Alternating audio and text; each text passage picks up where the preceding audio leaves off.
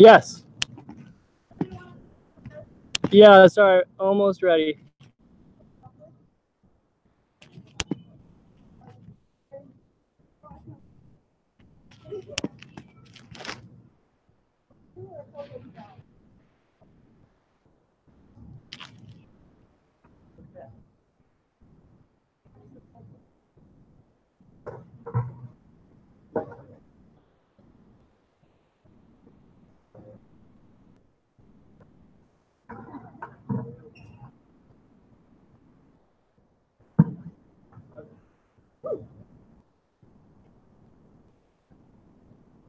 Yeah, so everything. The live stream is happening over here.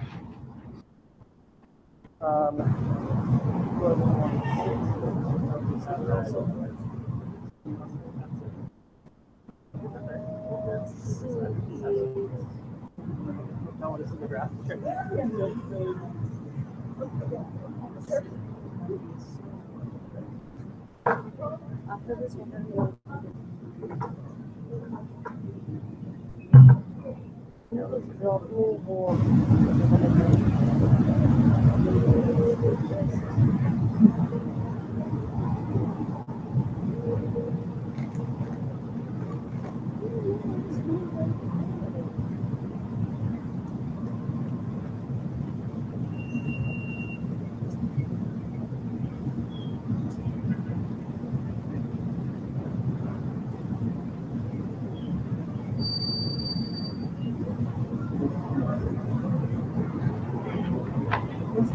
that's what I'm trying to look at.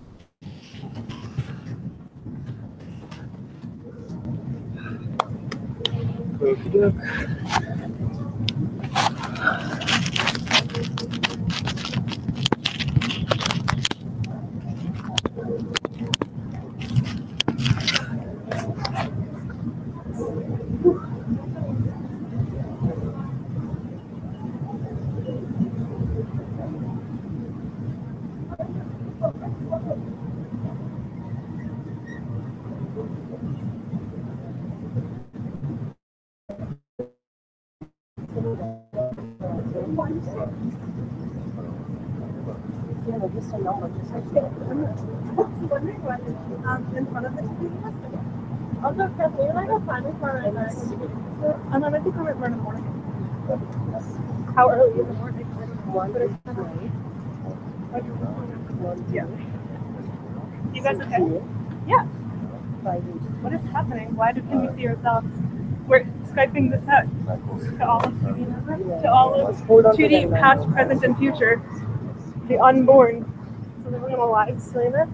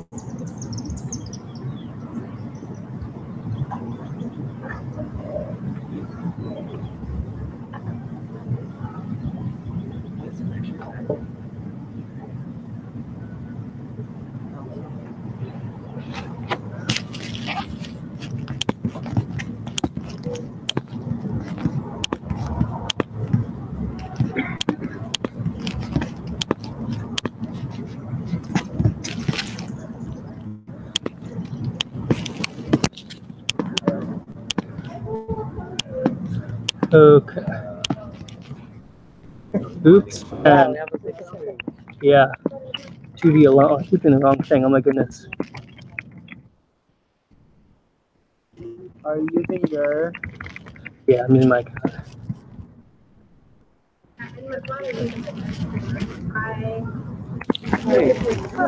Oh man. I sent out the wrong link to the wrong address. Okay.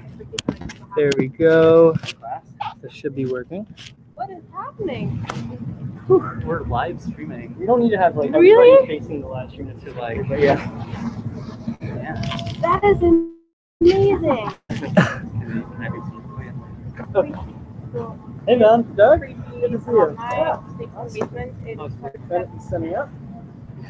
No, there's somebody else who's already staying. like forever. Oh no.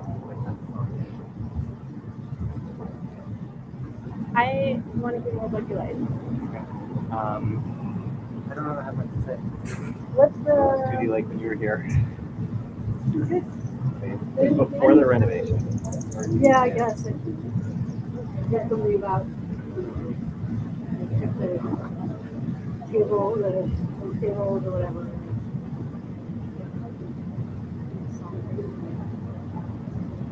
All my memories of this place are vague, though, or like the whole campus.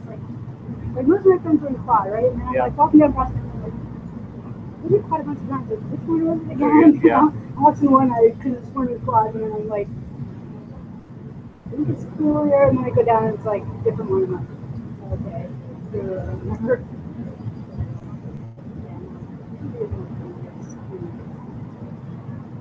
It was like a half time, so I didn't doesn't matter.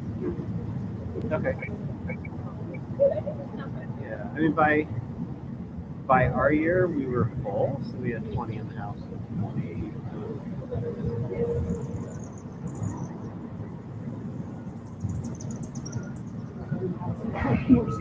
Is this the Two Dickinson yard we're looking at? Not alcohol free compound. I think there's enough alcohol. On the other end, I guess. Looks like. I'm signed in. Hello? Let's see. Hello, can you hear? Great. Can you, let's see, it's not the best angle necessarily, but we can try to fix that. Let me get something to put it on. Good,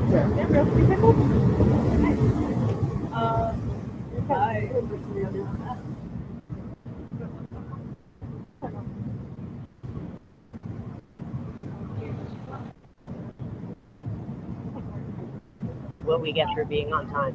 I know.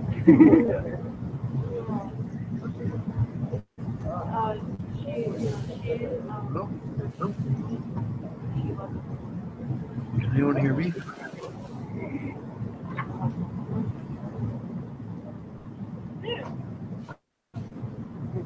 Hello? This is it.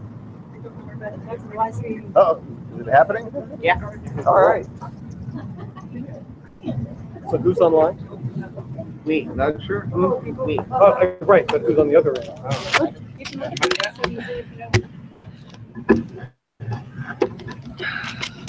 Let's see. We should have it.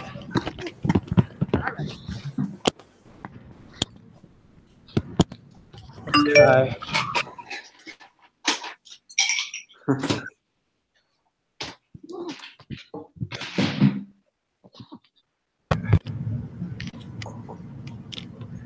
Yeah, it only allows 10 people, so yep. People should be able to join me.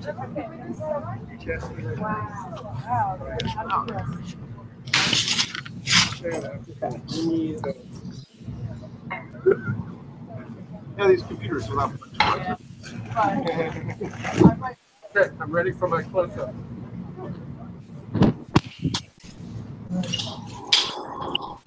What is this? Well, I had This is happening. They're looking at us. Oh my god. Yeah. Let's see. Oh, I know. I use typewriters. Electric. Yes. Liz was. That's how I paid for school. I typed people's papers. Yep. Now it's torture. I was a. Sorry, you were. You were good. It was nice to meet you. Well, let's see. I'm like, I don't know. Better? Someone, I will officiate, I guess. But not yet. all right. Yeah, the ceremony. Okay. Liz, we got a group picture without you. We'll do another one with you. We got a group picture without you. Did you show her that picture once? You had that nice picture. Yeah, the old one.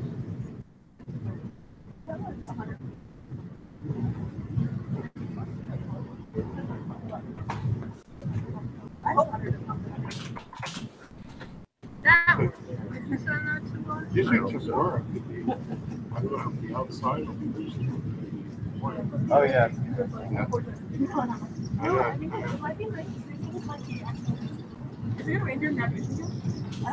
No, I think it's supposed to be good after. It has to. It has every year. It's good all year, I think. Oh, wow. Let's see. Check the weather. Tomorrow there's just going to be thunderstorms. Heavy rain. That's what I. You missed the wildest thing. Like the last thunderstorm. And now you know why my hair was so fuzzy in that photograph. It's not just like a singular cloud that lit up like 15 times with the angry hand of God, and there was no thunder. It was wild. No, like. It's supposed to start raining at 11 a.m. Louis, is there reunion stuff tonight? Jay, is there stuff tonight? Oh, there's I know other it's stuff, there's like the regular, bands and- there's the regular Drinking. reunion time. It's not enough to drink, it's Yeah. crowds. What's hard for me there is that it's so loud. Exactly. So I'm not rushing over, but Paul was gonna go do her registration. Okay. And she's Coming over. gonna come over. I mean, she may get delayed, she runs into people, she has to see. But that's just her. Are you breaking out the lemonade?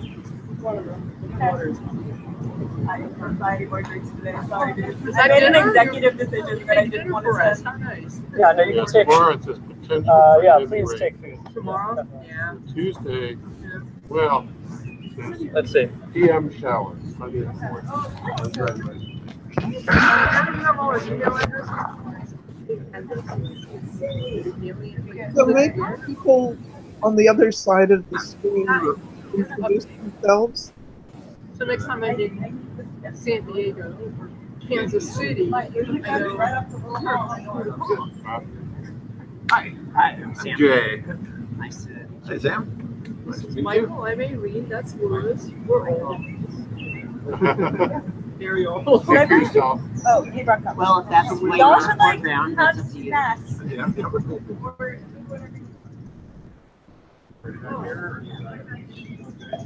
So were you here? Yeah. For a few years? So let's see. So so is the kitchen configured the way it is? The kitchen was configured in the way that it was, but the ground floor rooms were yeah. So the dining room and the kitchen were then they were as they are now. The other rooms on the ground floor were different. Well, it was way shabbier. Why don't we buy it? Who owns the house at University? Yeah, I think so. Steve there too. Yeah, I think they had recently come into possession. Oh, okay. Yeah. I know they were using it for doors for a few years, but just a regular door. Right. I don't remember who identified the house as the place. Right. I was great. I'm thinking that it was the housing people of the university. Probably. The original plan was Second floor. the top floor. Right. They were saying those who wanted to a lot of people give permission. So I know tomorrow. Yes, I They were remember. saying no. Right, that's what I remember. So then the question is, how many does that mean are coming tonight? I don't know. I got a lot of people coming. But I would guess like at least 7. Someone's gonna tomorrow. Someone needs to give a sermon. I see the pews. That's right. That's right. We gather together. Celebrate. So birds of fire. That was fun. Yes. And I remember showing me the sheet music for it. Have you tagged someone to go after you? No, on the albums. The album? Oh, I thought that's what you guys were. I'm very bad about it. Okay. Pass it to me when you can. Oh, I will. I have my list. Oh, you do? Except it's 13, so it's not the winner. Yes. So, yeah, and is that Oh, we need to get a photo with Lewis. Okay. Oh, but David and Bill just left, so when they come I back. have 2 t-shirts. and they can get it to us? Call a couple later. She's registering over. I got her stuff.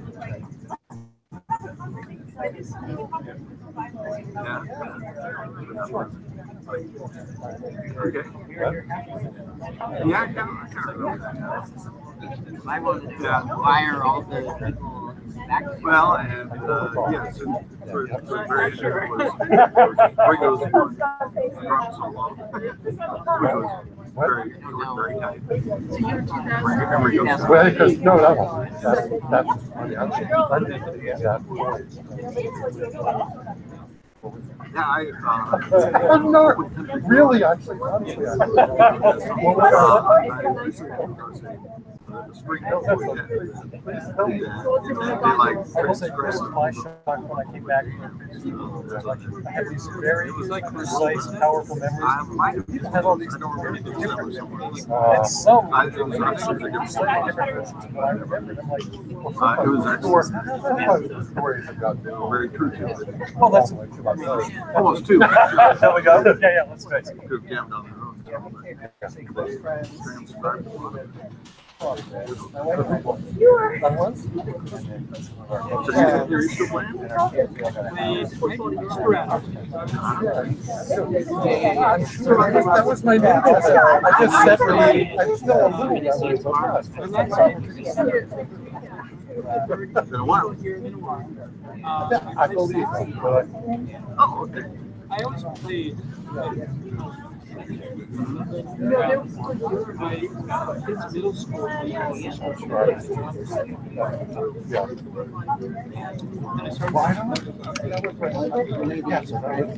That was my special. And is that Hello? Hello? hello? We would like to be able to communicate with the folks there. Is that? Is there a way to set things up? Right now, a little too quiet, so let's see if I can get the volume up. I'm trying to figure this out. Can I get some speakers from inside? Sure. Is there like a 3mm jack? Yeah, there's connection to speakers. Okay, yeah, we're gonna get some speakers out so you can do that. Yeah. I'm not sure how well the communication between the hangout and the people outside is going to work since we're in the open air, but we'll try. Thank you.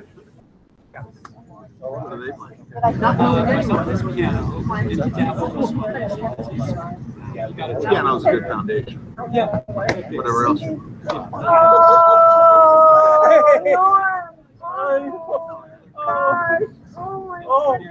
What? I didn't know you were going to be here. Well, I was trying to, yeah. And look, you came over for a while. Oh my God. That's like, I don't like, I came back for like 2 days. Yeah, I just Philadelphia, so it's like less than an hour to get there. So I'm just, I decided to drop by. But you came a longer. Oh, see, and you do as well. I went there 78 to 80. Well, No, it's not. I was like a year after. Maybe a year after Southern. Yeah. 77, Yeah. So you were there 78. I was 70, 79, 79, 80. That's the way it works. We were together 79. I know, but you took a year off and you came back there. Yeah, so, Oh, great. So Norm was 79, 80, and 80, 78, 78, 79. 78, 79, and 79, 80. Yeah. Norm Cotterill. Yeah. These are all the founders. Oh, wow. And you remember DC. What? Oh, my God. All right. DC, Debbie. Hello. Oh. Oh my God, something's never changed. She still lifts me up every time she sees me. Really? You're so adorable and light, and you're sort of like a fairy. Okay. No, I'm not as light as a fairy as I used to be. Well, I mean, if I age, you really don't.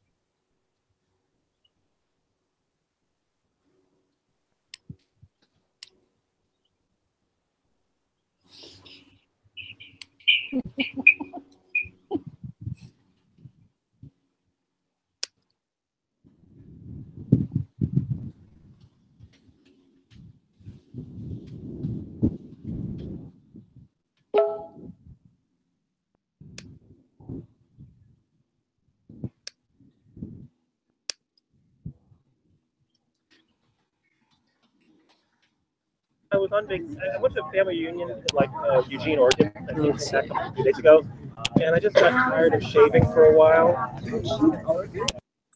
Okay, try talking now. It's not. Well, a cousin who moved there. Oh, here. Yep. There we go. Past Oregon. So I past Oregon, which is south of near California border, near Loveland, Ashland. I have a cousin. Well, I'm thinking Idaho, sorry. Yeah, Okay. It's like Oregon, Idaho. Can you try talking now? We have new speakers. It's a typical weird, Oregon. Hi. Yeah, we can hear you. Where people, smoke lots of pot and seniors ride on tricycles. That is Judy. That's my roommate. God damn it. As in Goldsmith? Hey, Judy Goldsmith. Okay. Oh my goodness. This funny stuff. Hi, aloha, Judy. It's Cindy Lazarov. I know, I forgot everything. Want to be seen? Yeah, that's right. Judy, do you remember me? Look here. I'm not real good at facing, so remind me. It's like this is your life. Oh gosh. like my best friend. Cindy? I was a friend of Bill Gaber. Judy, if that means anything. Oh no. Hold on. I guess you could find yourself by Judy! Yeah? You want to? Okay. Wait. Cindy, can you hear me? It's Kurt Peterson. I'm your roommate. I remember you. Good, I remember you too. Look at us now. Is that Norm?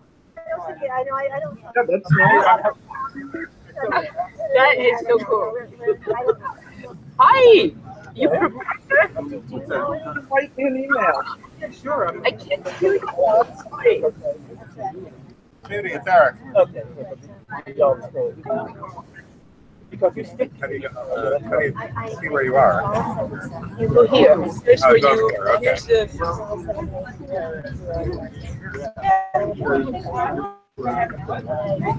Oh, can you see out there? Okay. Hi, Judy. Hey, how are you? Okay. We miss you here. So who else is on this thing here? Okay. Victoria, Kirk, Dave, One of the Christy, and Ben. I'm getting about every other syllable. Okay. And that's why So much for tech. All right. Yeah.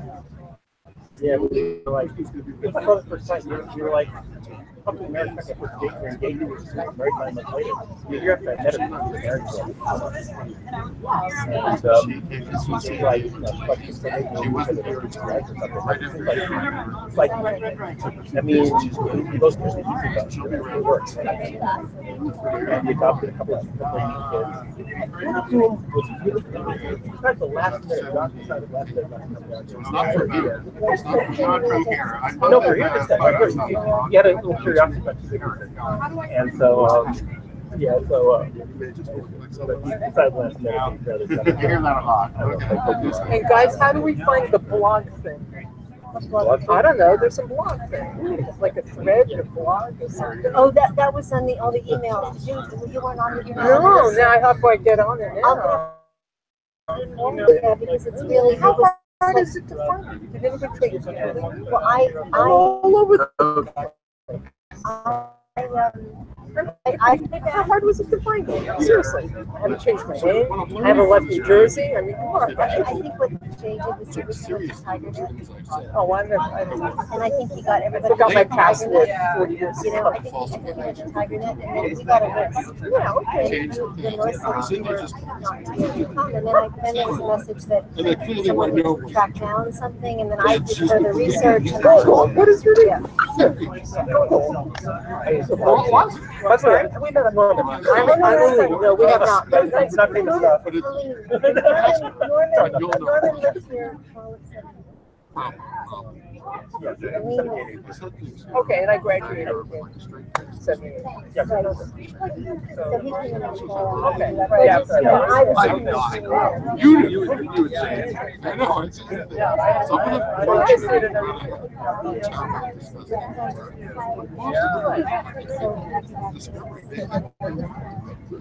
Yeah, they did. And Pierre was going there. Yeah. left before I got that.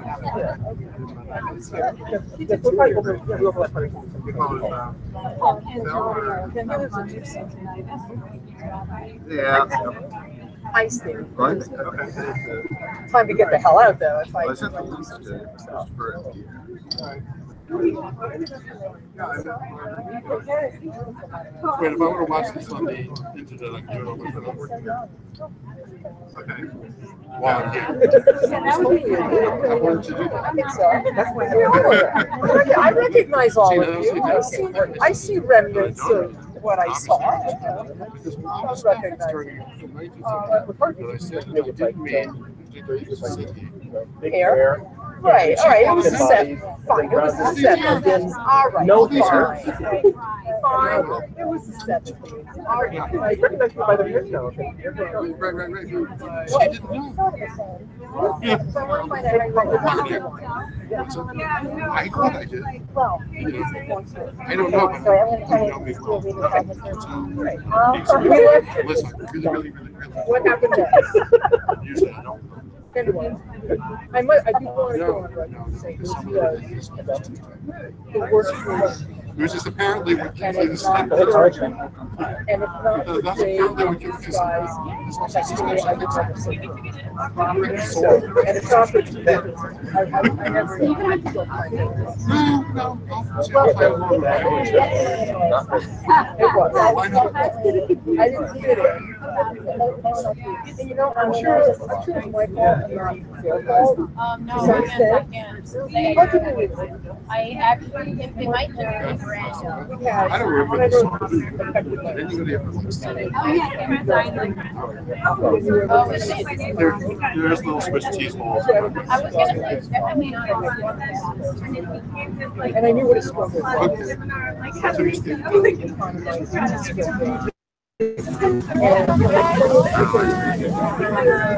And they bought me a beautiful umbrella.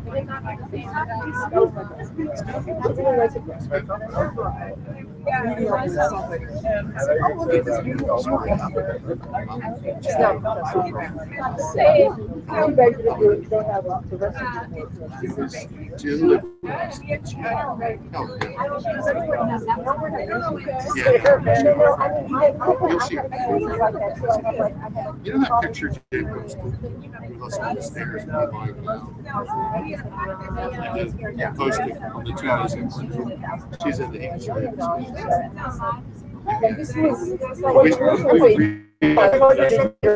My parents couldn't see it.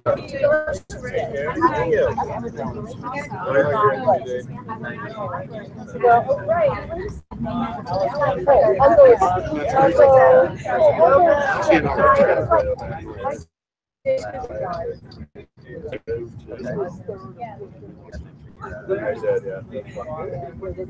Really very good. people.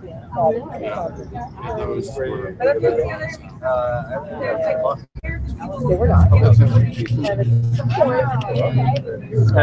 Sorry, it's still just getting started up. You know what? It turns out it's way more complicated. There was a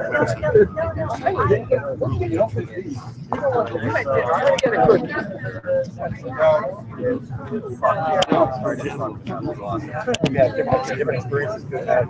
Yeah, but I found this was a place where it wasn't, at this point in my life, I didn't have. Any big fights?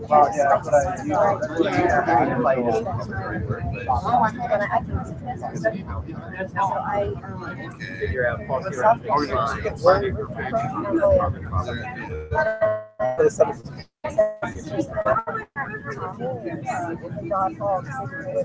other one was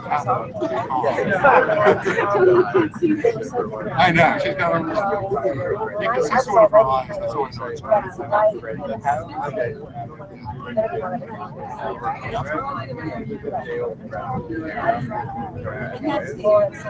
yeah, that's me sitting.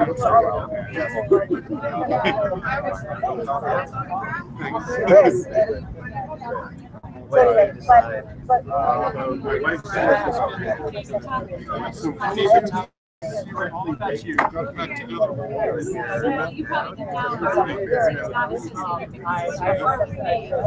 I don't think it's Do I think I know something with that? So I just, we both very for a while, quite a while, but married. So I reached out for some. I work on behalf of and I did a lot of public policy. So as I was writing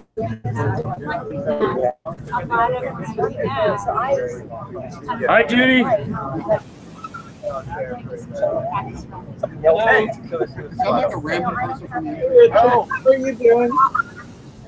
Good. I had to change my software to join in. I like the backyard. Hi, Jay. Hi. I'm looking at Is it Pierre?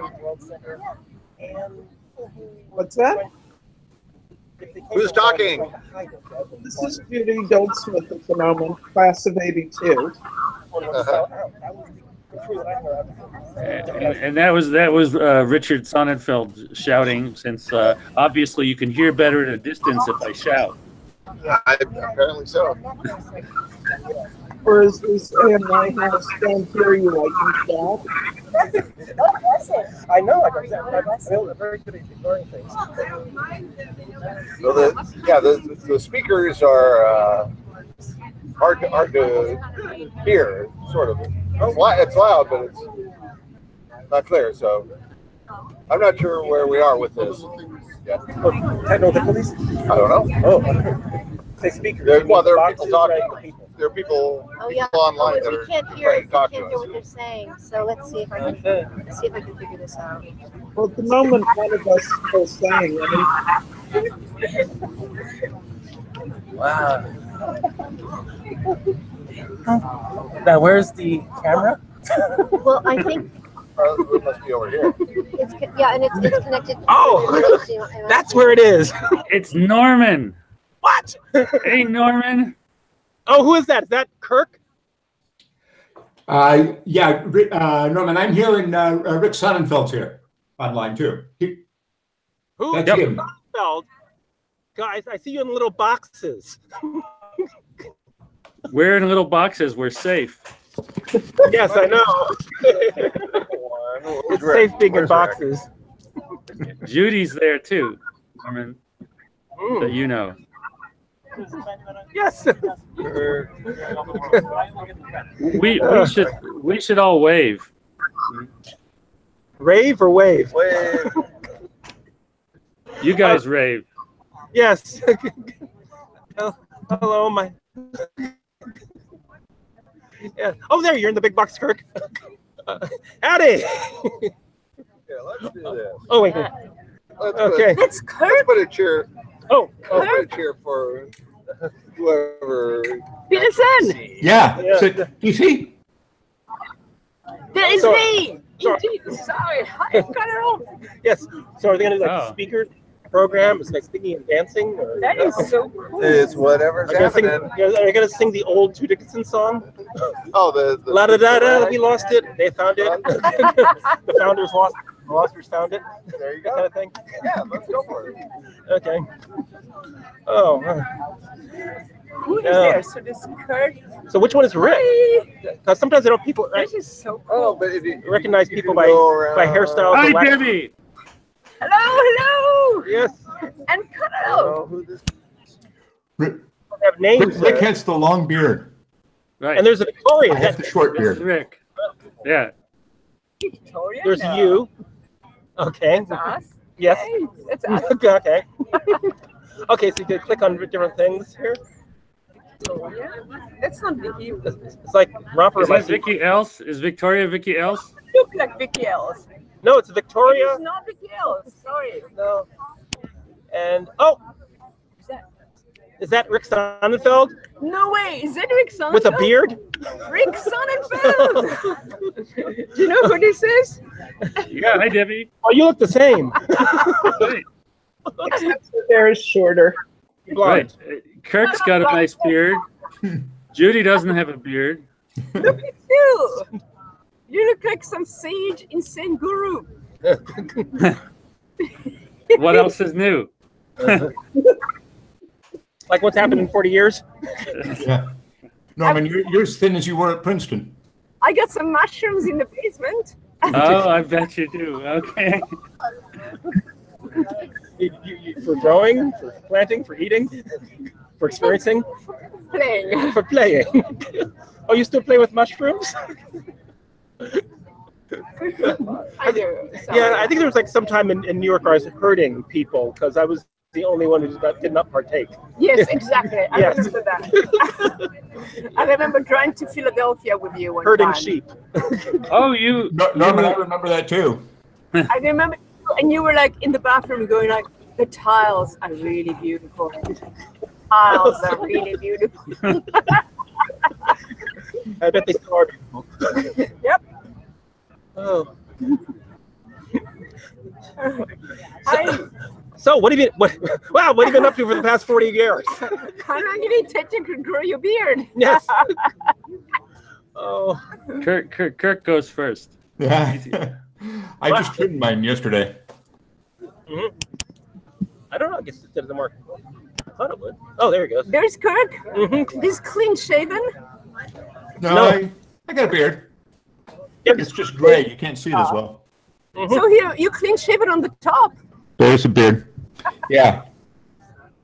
Yes. I had a lot of hair up here. Oh. Well, I love this. yeah. No, Well, Norman, where are you living? I live in Elkins Park, which is like across the street from Philadelphia. Oh, okay. So, and it's been pretty simple because after I left Two Dickinson, I went to Delaware. After Delaware, I went to Penn, and then after Penn, nothing because I just, I'm still in my first career because I haven't applied for a job since 1988. Oh, okay. Yeah, Because- so I came there for a postdoc, and I got an offer to stay at Penn, and a psych, and I got a better offer after getting fixed up on a blind date with my wife, and that blind date is still ongoing. It's the most reckless, most wonderful thing I did in my entire life because we were engaged within 2 weeks and married 9 months later, and it's been utterly, utterly magnificent for the past 27, 28 years. That is fantastic. Yeah, so, but then, we adopted 2 children. One is 14, going on 15 in like a week or so. And my son is 21. And after being bored at Stevenson University and after being hazed at Morehouse, brutally, the worst 3 months of his life, he's happily ensconced at Temple University. Yes, I mean, he didn't even join a fraternity. I mean, basically, what happened? The entire college is a fraternity. You unwillingly get initiated / hazed just by going there, and so in between trips to the emergency room where he thought he was dying of a heart attack. That bad. Worse. There's a story there for the Worse. time. I worked as a consultant for the Times for a long time. There's a story there. So what have you been up to? So that's the story. That's the story of my life. Is father. I'm basically known as Pops. So just call me Pops. No marriage, no children, no nothing. Just a life of debauchery and stupidity, but I'm enjoying it. Oh, well, a little bit more than that. Like work? What kind of debauchery? What kind of stupidity? Selma and JJ said that you were having the debauchery and stupidity with them for a while. Yes, I did. Now I've worked as a consultant in innovation and communication in politics for a long time, but I've been on my own for 20 years, and I spend a lot of time. I'm a head of a group of Burning Man, so I spend a long time with that. And you've really acquired an American accent. Yes, I did. I did. It's transformed. I barely recognize your voice. I mean, did you? Yes, I had to take lessons. You took lessons? I took lessons. You took lessons? To get rid of the accent. Really? Yes, really. Not. Can it come back? I'm going to ask for my money back. Okay. Not your accent. Look at Judy. May I turn to Judy, please? Okay. Judy? Yeah, I'm here. Yes. Hey. Hi. So I don't know how this works, but so you're a mathematics professor? Computer science. Okay. She has a great TED Talk. I saw it. I didn't know that. Yeah. What do you say? I say things that are totally out of date now about monitoring old people through their stocks. Makes it classic. That's so cool. Not obsolete. Classic. Right. I should have more video in a couple of weeks about teaching ethics. Teaching what? Computer ethics using science fiction. It's not a contradiction. Interesting. Yeah. No, seriously. So that's my big thing at the moment. Mm-hmm. So has Facebook already hired you? Oh, God, no. I was looking at, they just hired last week the head, like a huge position on the head of election ethics. It's like, really, Facebook? It's a little late, but yes. I'm not joking. It's an ex-CIA person. I was like, okay, fine. That's who they got into. CIA for election ethics. Yep, I'm not kidding. Okay. Wait, somebody just joined. So yeah, there's a lot of people. There's a lot of people from from the '90s and stuff on, and I recognize some of them because I met them last night. Yeah, like Jonathan. Nice job. Hi, I'm John Edelson, class of '92, but I escaped velocity and hung out at 2D until like '94 or so. And then there's a Victoria there who isn't Vicky Else, who should introduce herself. Vicky Else? She's not Vicky Else. She's Victoria from I don't know. There she is. Sorry to be such a disappointment. You're not a I didn't even know disappointment. I was only there for 2 years, I think. 80, 81, maybe 79, 80. I don't know. It was a long time ago. I don't remember. You're Vicky Risk. Yeah. Oh, you were there at the same time as we were. Yes. Yeah. I recognize some of you guys. Oh, cool. Oh. So I think that might have been a little bit after some of us. Yes. Well, I'm going to be 60 this month, so I'm in the same era as some of you guys. Yeah. But, yeah. That's right. They hear the old timers talk about the good old days. Yeah. Well. Who were you rooming with, Vicky? When you were there, too? Do you remember? No, I don't remember, and so I think I must have lived by myself. I kind of kept to myself. I was somewhat traumatized at Princeton, honestly. And I went back for reunions once, and I have to say it was a terrible, terrible experience, and I don't recommend it at all. I stayed in a dorm, and somebody threw a brick through the window and shattered glass all over the bed in the middle of the night. There was nobody there I knew. So I got up, it was the middle of the night, I went to take a shower, and a bunch of drunk guys came in the shower and started harassing me. And I thought, this is the Princeton I was trying to escape at 2D, so I never went back after that. Wow. I heard somewhere that 2D that Princeton reunions are the largest beer purchase in the United States. And I like that to drink. was something that suggested I not go back. It was just like a brawl, honestly. To me, anyway, that's how it seemed. It was just a brawl. I mean, hopefully it's nicer now, and I'm older. Maybe I'm more tolerant. This was, I think, the 10th reunion, so it was a while ago. I was right nearby, and so I thought, I think I might have been going to Princeton to talk to somebody in the CS department about something, so I was there. Hey, Pierre, are you still on? Yep. Hey, it's Gary Monheights. Hey, Gary, how are you? I'm very good. I would recognize your voice anywhere first. I totally recognize your voice. And your face hasn't changed. I guess not. And I remember maybe even visiting you in New York like a year after school, something like that. Yeah, I'm a little further away these days. Out in Tucson, Arizona. Oh my God! This guy. Where's the camera? It's one of these things.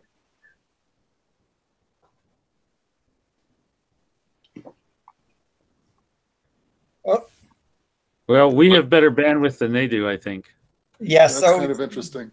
So I remember going back like for the 5th reunion and feeling myself regress to being exactly the person I despised as an undergrad. No way. The name sounds absolutely familiar. That's your name. Found myself feeling like I wasn't enough of an ass, so I didn't fit in where I wanted to be.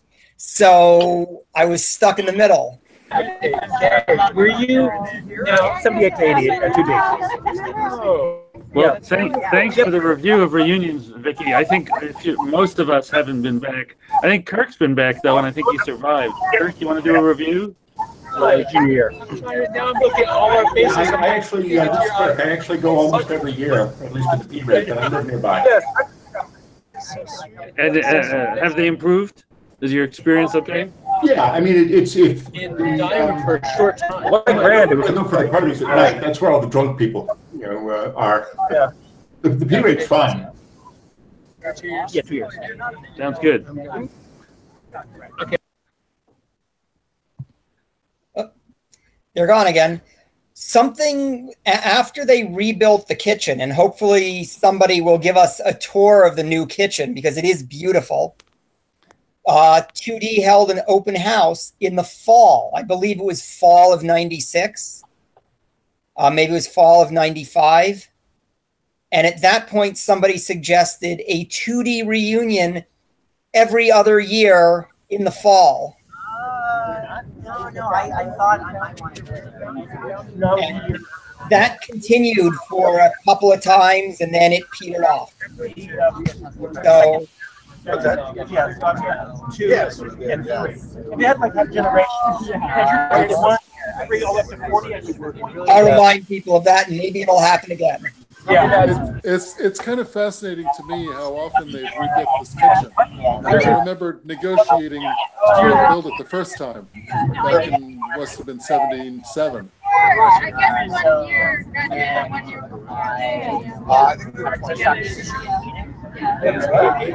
What was your year?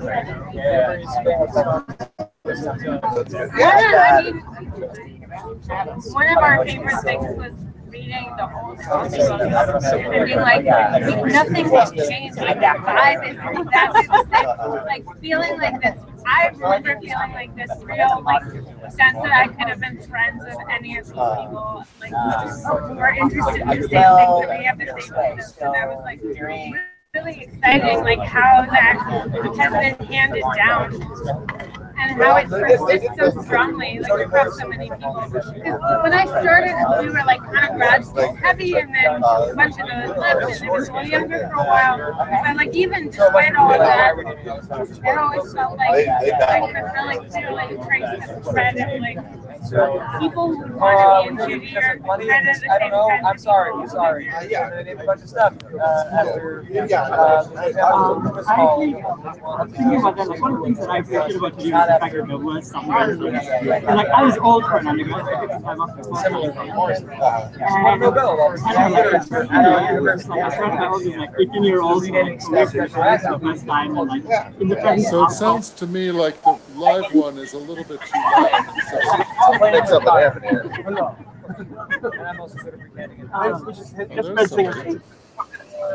Whoa! Gotta read your names here. Pierre. Jay. Jonathan here. Hello. Chaos over here. I'm Jay. Everybody else is just wandering around. So. Jay, you're Jay, the T-shirt designer. Well, yes. Wasn't. Nice job. Yep, I made the logo so that people would. Nice T-shirt. I like your name tag too. Oh, thank you. That's 78s. Yep. Those are our name tags for the reunion. So we got a whole music theme going. All right. So it's good to see your face. It's good to see your face, Jay. It's been a while. Yeah, it has been a long time. Well, like since 1978, I think. Yeah, something like that. So since we left here. So do you remember trips to ShopRite? Remember who? Trips to the ShopRite supermarkets to fill the 7 refrigerators. Oh yes, yeah, yes. Often late at night. I seem to remember a contest that involved finding the food item with the longest list of ingredients. I'd forgotten about that. Somebody should have become a firefighter. It's almost like this was good training for being a firefighter. How so? Well, I always see them at the grocery store with like 6 carts. Yeah. What I remember is the house detective always following us around the supermarket. Maybe because it was the middle of the night, maybe because some of us were high, maybe because we were dancing. And then they'd be so amazed. And buying so much food. Yeah. I think they thought we were going to abandon the shopping carts. Yes. Right. Yeah. You know, just messing with them, like getting, 14 candles, something. I have a clear recollection of some of the people being very generous. They would count 3 oranges and they'd put like 30 on the thing. Oh, all right. Oh. I remember we used to unwrap. We used to unwrap some things and leave the packaging at the store. That was probably not very popular. Ah. Kind of in protest of too much packaging.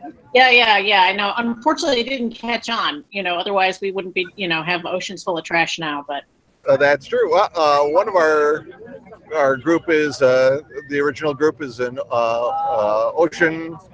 ocean scientist. He studies that kind of stuff. David Hastings. So he does climate science down in Florida related to that. So there you go.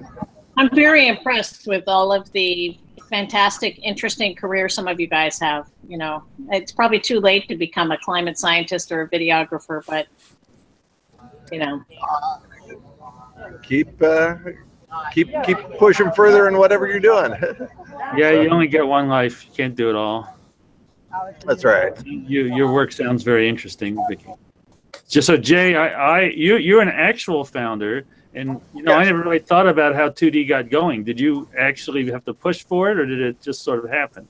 No, there was a lot of pushing. I wasn't one of the main pushers. I was one of the minor pushers. There was a meeting in front of the residence committee.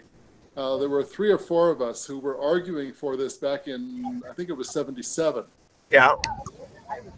And I think, but Susan Elson is here. She came and she was one of the organizers of it from the very beginning. And let me see if she'll come over and kind of tell the story a little bit. I think we need to get this going. Huh? Yeah. People want to know the story. We need, $50 from everybody. And it was like, why? And they were like, Okay. Apparently in 2 minutes we're doing some sort of formal starting.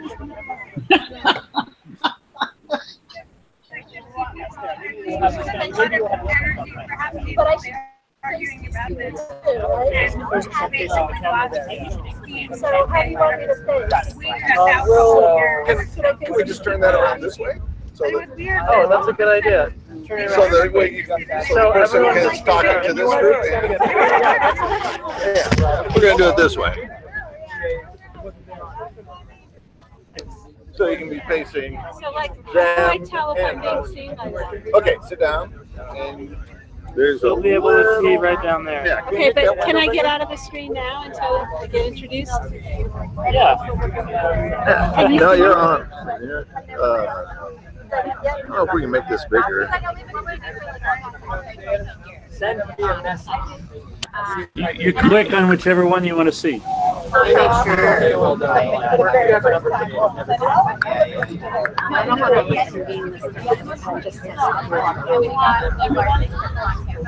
see if we can make this bigger.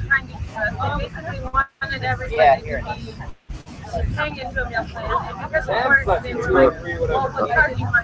A little bit bigger. So you are there. Where? Here. The Yes. last one. Okay. Huh? It's a nice. Can they see? I mean, is Not it much. good? Okay. Well, blocking your light. Everyone They probably see better now. start having one discussion, right? So, Will you go?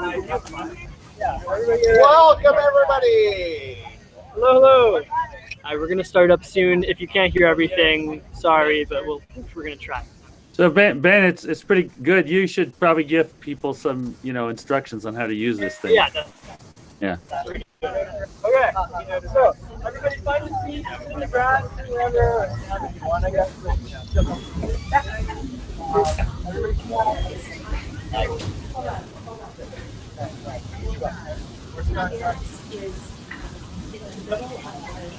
Two Dickinson story.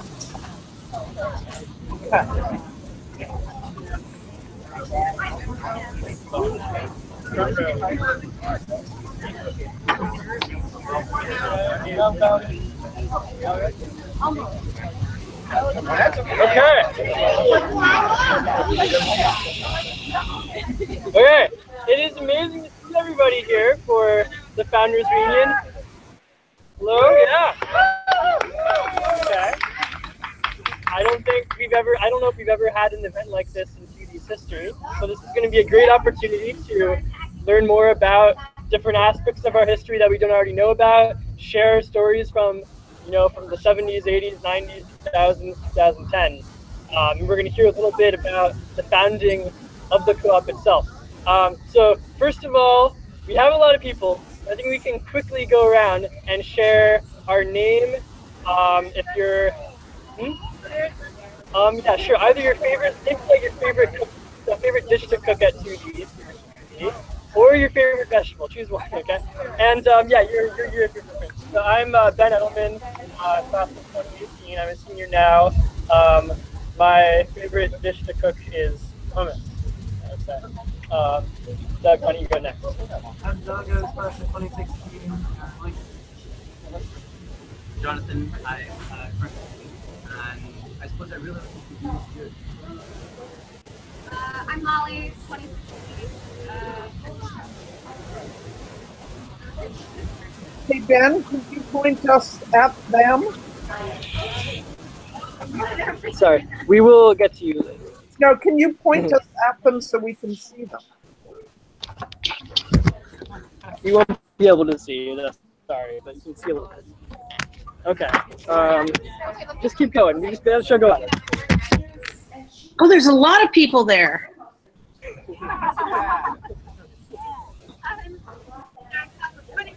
I made a lot of sweet potatoes. I'm Maya, class of 2013. I like to make leftover surprise. I'm Anna, class of 2012, and I like making omelets with whatever is in the fridge. I'm Gary Knight. I'm class of 1980, but there was founders too long ago, and I can't.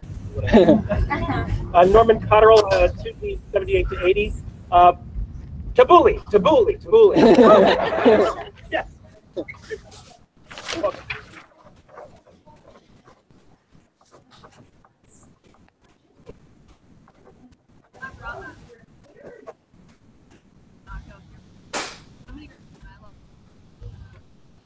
I'm Chris, 2009, and I think we had it about 8.1. I'm Eric, I seem to remember the picture. And I won't mention any of them out of kindness. I'm Jay Katie, 78, and for now I love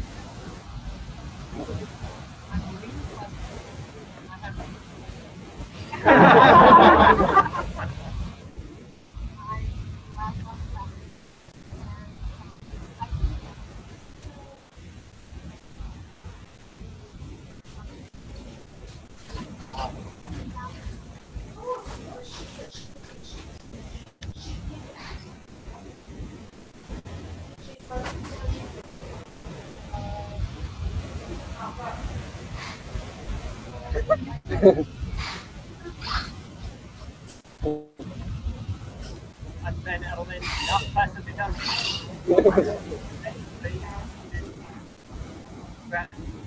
Eyes.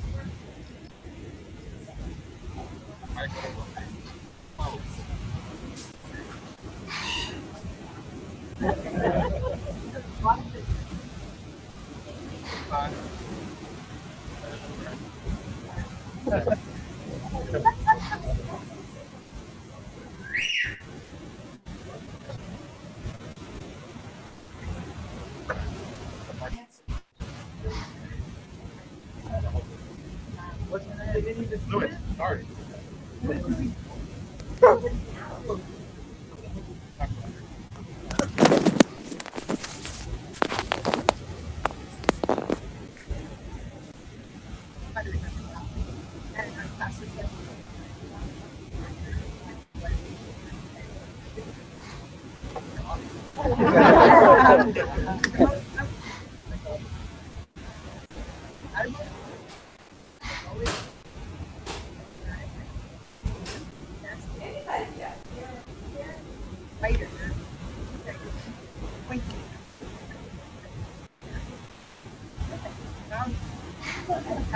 This place, and those brownies were.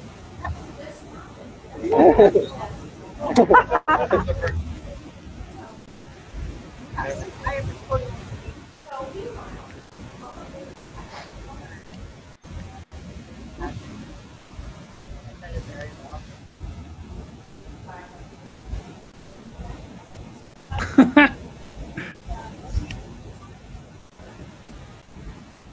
I'm Sam Kraft, class of 2010. I like making muffins.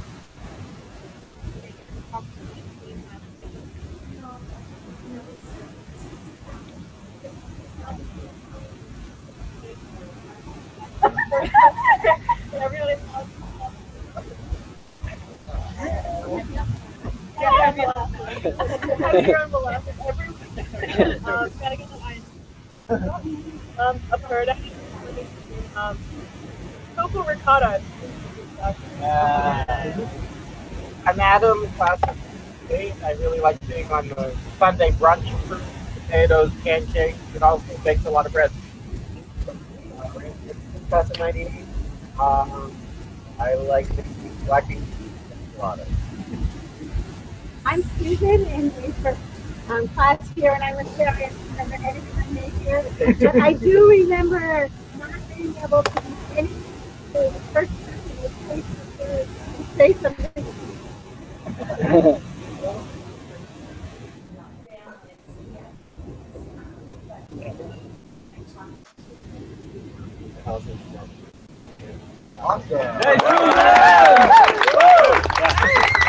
We're going to hear more about that soon.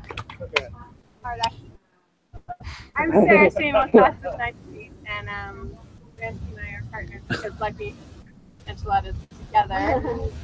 So I'll say now I'm really in love with roasted fennel. Okay.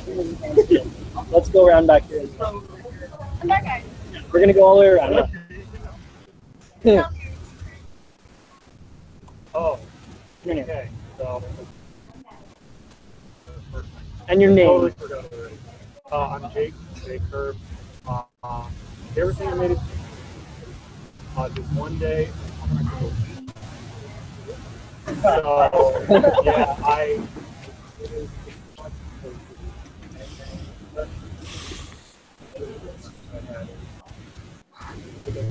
called the marinating stuff. Marinated steak. And put them in like a day plus. And definitely worth it. And then someone walked up after that. Okay, who else?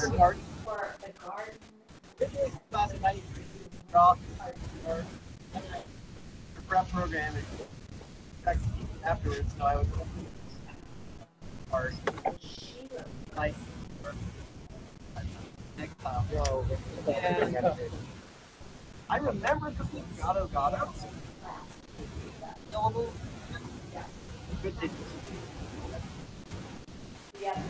I'm Catherine.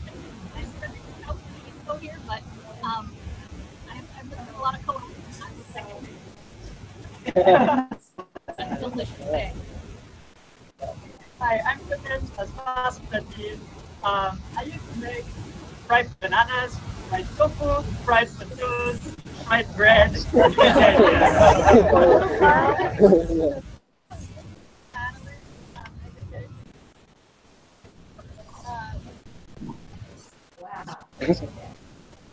Good.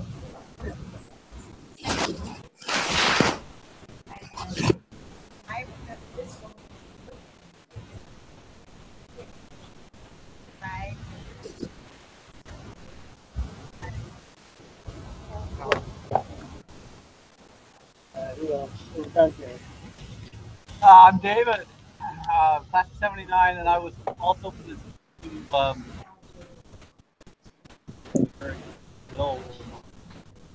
I have no recollection really of what I took. Dickie beer, right? We brewed Dickie beer. Yeah, thank you. Beer in the basement. I remember going shopping and buying an enormous amount of food at a convention. And at a certain point,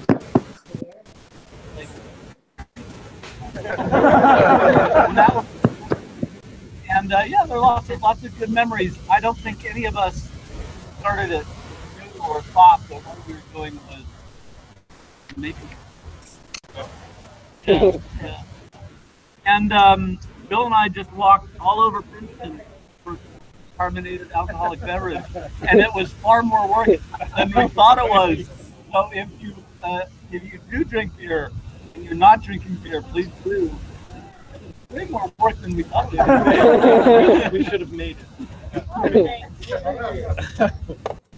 I'm Bill, also class of '79. What I remember making, I remember nothing about the flavors of meat. I remember cultivating black soup and white soup. We had two fantastic colors. I think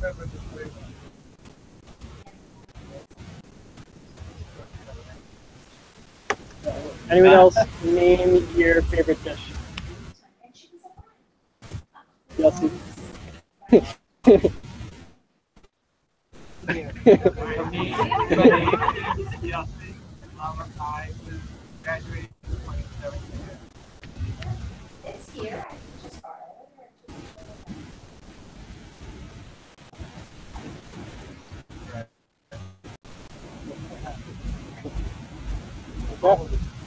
Does that cover everybody? I think I did myself.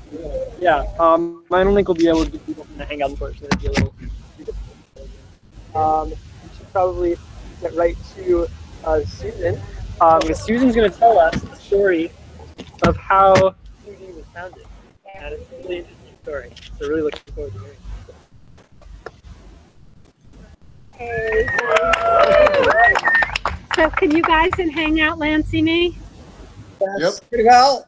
Hey. You're in. So this is going to be brief because I actually spent the last week and the whole train ride down from Boston writing this up, and so I'm going to send it around. But so this is just a couple highlights. You know, I got to say I was so blown away reading people's reminiscences over the past week or so about what this house is meant to do and how much fun people had here. Because I have to say, when we started this whole enterprise, we were not having fun, or at least I wasn't at Princeton. And I think that's really one of the things that drove this whole effort in the first place. This is why it's so gratifying that 40 years later, people are talking about all the fun they had here. So you can read it in whatever detail you want, but I'm going to, here's the bottom line of what happened to start this place. There are a couple of brief reflections, anything more you want, but bottom line, what happened in the winter of 1976, like after people were signing into the selection club, those of us who had opted out of the clubs were, really pretty depressed, looking at what options there were for independence, and we cast about for what to do to make life good for us. And the first thing we looked at was, let's see if we can make some use of the kitchens in the dormitories, and maybe we could create some kind of an eating community around a kitchen in the dormitory. And we latched onto Witherspoon Hall, and we made a proposal. Let's get some business out of the kitchen on Witherspoon. And we went to the Witherspoon Affairs Round, and we said, here's that great proposal. And he said, that's really neat. Do that. And we was like the cool dude. And he was the student-friendly dude. And he said, okay, all you have to do is put together 28 people who will make a firm commitment to your living community, and that should sail through the residence committee. So that's what we did. And just to say I just want to really say, this was 3 women. It was me and both of 79, and Corey Alperstein, class of 78, and Corey never wound up living here. But Diane I was able to track down, and she is a major player at MSNBC, working with Chris Hayes, and she is her big issue is universal health care, and I watched some videos, and she's still the same Diana, and I just connected with her today, so I'm really looking forward to hearing more from her, and I also reached out to Corey. But anyway, so bottom line of the story is that we thought we were going to just sail through with the and we came all armed with our proposal and our 28 people with a waiting list of 10 people. We went to the we went to the relevant subcommittee of the residents proposal, all worked out, all the details, and we were just met with a wall of resistance. Totally unexpected. Princeton University. Okay, so I should have had you counseling me because I personally was shocked. I was so crushed. And I'm going to tell you a little bit just about what that was like. It was so great. What I did was I had kept it of the clip at that time. That was really interesting, at least to me. Yeah, sure. So is this better? Okay, so I kept clips from the prints that described this time, but bottom line, just in terms of the narrative, was as the prospects for Witherspoon dimmed, the prospects for Two Dickinson rose. And very interesting as to why, and I did a little bit of thinking about that during the week. But basically, you know, I was talking to Bill, I think Dickinson was his idea. He had lived here, it was a quiet house. Which Bill had consigned himself to in his freshman year because he knew himself. And he proposed it as a place where that could be renovated by the university. And ultimately, after a big struggle, the residence committee recommended that the university give us Dickinson Street and renovate the kitchen. And that was the beginning. So, I just want to share a couple of reflections about that time. That's the narrative. But, in writing it up, this is the way I began the narrative. I'm not going to read my narrative. You can read it yourself. But here's the first paragraph. As Vicar and club sign-ins swept through the campus towards the winter of 1976, sorting us sophomores, like with like, into selective and non-selective eating clubs, some of us who had opted out of the clubs took a deep look into the abyss that was independent life in Princeton. Why, we asked as we contemplated lonely meals over illegal hot plates in our rooms. But the lights just leaked to those who did not opt into eating clubs. Why were the kitchens and dinners not set aside for those who needed them to cook their meals? Why did being independent have to mean being isolated? And that's what it was like. So, thinking back about what motivates energetic change. Honestly, it's because we were so and I personally hadn't signed up for an eating club, so I had no insurance policy. It's like we just make this work. And I think that's why we couldn't let it go. So, that's one reflection. I think another is, looking back, once we were told we had to pull together a community, Diane and I held the meeting, but then people just came. Like Bill and his friends who were already into cooking together, they came. And Paul Yedwab, who was Phil's roommate, a really good friend of mine, he just became really active, and he was my counselor and moral support, and I wish he was on this hangout, but he's not. And I don't think I personally would have had to do it without him. And a lot of people just came because they really wanted this. So that was another really big factor here. But I just want to tell you a little bit, because I was looking at the prints. Do you guys still call it the prints? Okay. about what that meeting was like. I'm screaming. I'm trying. Why don't you move up? Can the rest of you guys hear? Yeah. Pretty much? Okay. Okay. So Corey, Diane, and I wrote this piece in the print.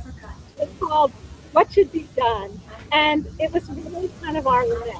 We kind of started off by saying, you know, every year people complain about Bicker. Oh, there's such a beating of chest, such a ringing of admissions. I never do Bicker. It's terrible. It's cruel. And then it all passes, and everybody goes into their clubs, and it goes on for another year. And we were like, okay, we're putting you on notice. Like, we're not letting this go, because we had something at stake, and we really didn't have any other option that was at all anywhere near appealing. We made 4 proposals. So you had an option. So we had a menu. We proposed a menu of options, not like pick one or the other, but these should be the menu of options available to independents. 1, a 28-member eating co-op in Witherspoon. 2, setting aside rooms near kitchens for students who needed kitchens to cook their meals. 3, setting aside 2 entries in Spelman for independents. I don't know, that's become a thing? Is all for independents?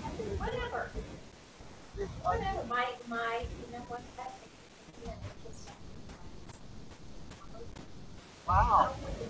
So that's interesting, because that was like a novel thing. I mean, it's like it didn't matter if you needed the kitchens or not. And how about kitchens in the dorms? Do people who are independent get priorities for proximity to those kitchens? Yeah, I can't.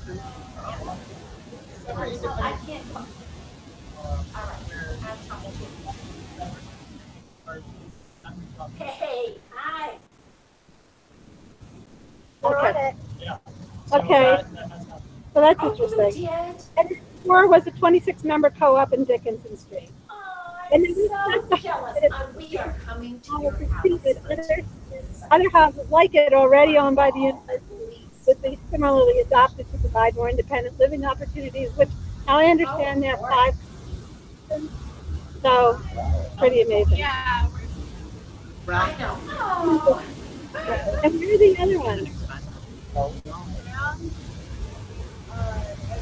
Oh, yes. Yes. Oh, how funny. They're all in dorms. So there were no other houses. That's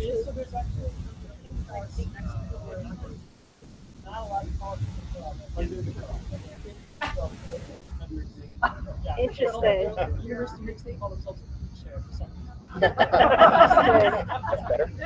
All right. So just a little description, because this to me was kind of, I'm a public policy advocate now, and I think, you know, looking back, I really learned a lot from this experience. So I just want to read this one part.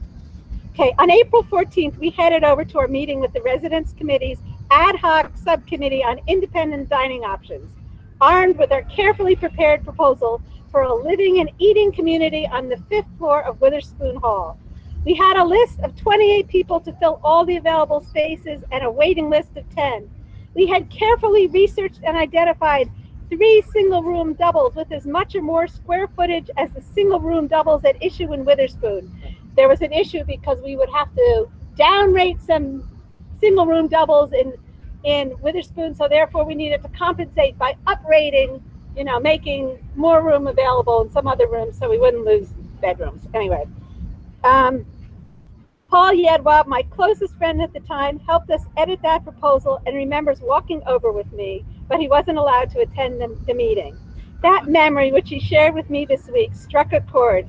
You don't often do brave, difficult things without the support of your friends. When we arrived at the meeting, far from the warm reception we'd been encouraged to expect, we were met with so many objections, our head began to spin. And this is the account from the Prince. As the Prince reported it, at the meeting Monday, subcommittee members raised objection after objection to the proposal. There aren't enough stove burners in the kitchen. There isn't enough space for refrigerators. Accounting procedures for the project are undefined. Charging a 200-pound football player the same for communally purchased food as a 90-pound music major might be unfair. As the Prince reported it, the administration was worried about the feasibility of the project because it feels that should a sanctioned project fail, it will be held responsible for what might be catastrophic consequences. And I just noted here, you know, kudos to Seth Chandler of the Prince. Does anybody remember him?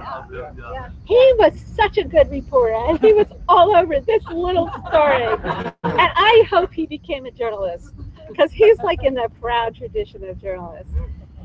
Today, after many years in the trenches as a public policy advocate, I've learned that when your proposal is met with a proliferation of objections, the point isn't so much the substance of the objections as that the decision makers just don't like your proposal. Often you've hit a nerve, and they probably want you to pack up and exit as soon as possible. But we didn't know that then, and we energetically played the game of whack-a-mole they set for us. As we did so, gamely countering each objection as it arose from some seemingly random place, we began to realize that we were irritating them deeply. One phrase from that meeting seared itself into my memory, and this is like, okay, we're entering trauma territory here.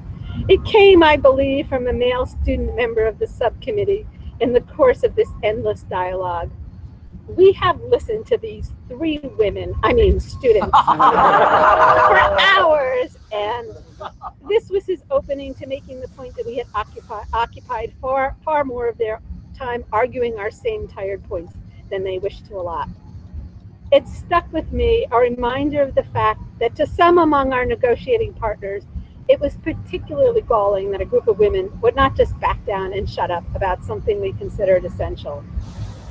By the end of the meeting, it was clear to us, thank you, that we were pushing on the wrong door.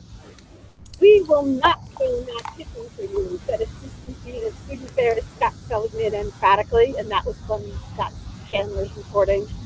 If you want my vote, added subcommittee member Randy Hughes, 78, you better think about different numbers or a different function. And so I attached all the Prince reports to this memoir. And then we wrote about, as Witherspoon's prospects faded, Two Dickinson's rose. At some point in that meeting, Frank Quinn, assistant manager at student housing, hinted that some other areas might be approved by the committee. If I can create a kitchen facility, who cares where you live, right? But we were not immediately thrilled with the idea of swapping Two Dickinson for Witherspoon. One of our members objected that Dickinson Street was too far off campus. We don't want to be treated like a disease. And we were still left with uncertainty. We'd been told that the class of 1911 was using the basement of Two Dickinson Street for its reunion, which I understand is still something we wound up accommodating every year. Dean Seligman wasn't sure he could trust students not to game the system. I'd really like to see cooperative cooking come to Princeton next year, said Seligman, but he also said, I'm not sure we'll recommend holding out rooms for independence. How do we know, he asked, that students won't join clubs after drawing as independents? Even more significantly, earlier when discussing Witherspoon, it had seemed that the university couldn't just suddenly decide to make renovations for the following year if funding had not been allocated by that point in the season. But these concerns seem to have melted away by February 25th, when the subcommittee issued its recommendations to the full residence committee, in which they unanimously rejected the proposal for Witherspoon Hall and unanimously recommended that the university not only make this Dickinson Street available, but also pour significant funding into renovating the entire first floor and creating this dining. It wasn't the same kitchen, but it was a great kitchen and a dining room for us. And that's when it really began. The sort of misery of the struggle ended, and the culture of Dickinson Street began. And that's what we were so familiar. and that's what I think we're all celebrating here today, and that's what drew me down here, really to join in this founders reunion. So I just want to say that, another thing that struck me was that Two Dickinson seems to still be so much a part of the culture of shaping what's good and progressive about Princeton. And I was so kind of thrilled to see, I think in one of Ben's reports, that Ben had reported that Dickinson was instrumental in really shutting down this proposal to force people onto meal plans recently. So let's see, here I said, I reflected in this essay. I hear that Two Dickinson continues to be part of Princeton's evolving ability to support its diversity. Here's to 2Ds continuing to shape and to tell that story. So that's my wish to all of you.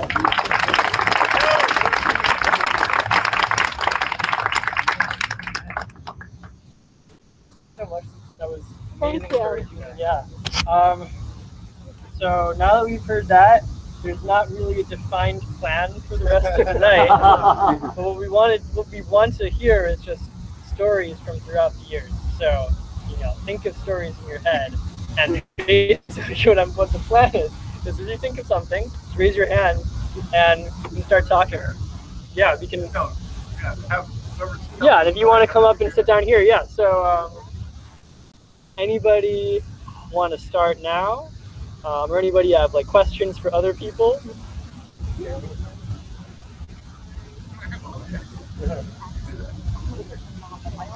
Wait a little bit. Okay. Cool. By the way, for the people of art here, the founder, Jay was the one that took the lead in gathering us together and making this special for us architects. And we all really thank him for that. Yes, Jay is a very powerful man because I live in California and he brought me here. Cynthia came from Hawaii, so David there. I'm just glad it worked. So.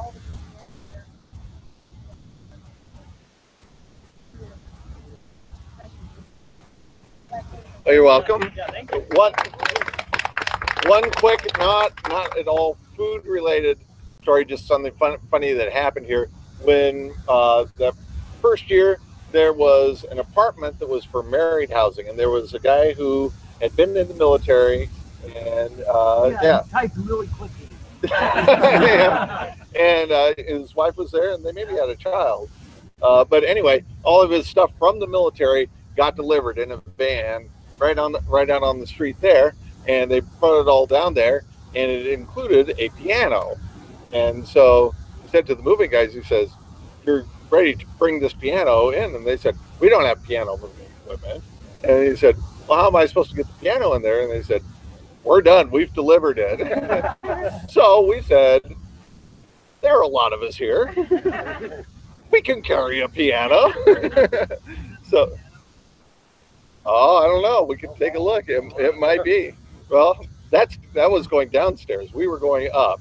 And but I just remember getting us all around the piano, and actually we got it up about 2 feet, and then we're doing this thing, trying to go up the stairs and going down more and more. And by the time we're going up the last stairs, it's like our fingers were an inch above it, going, "We got to keep going. There's nothing else to do." And then, all right, well, that worked. Okay. And so that's how we got our piano in there. So, and it might be that one that's in the basement. I wouldn't be surprised. Was it a grand piano that was there for the whole year? Could be. You would have played it, so you would have known better. So anyway, that was one thing that happened. Let's hear something from later.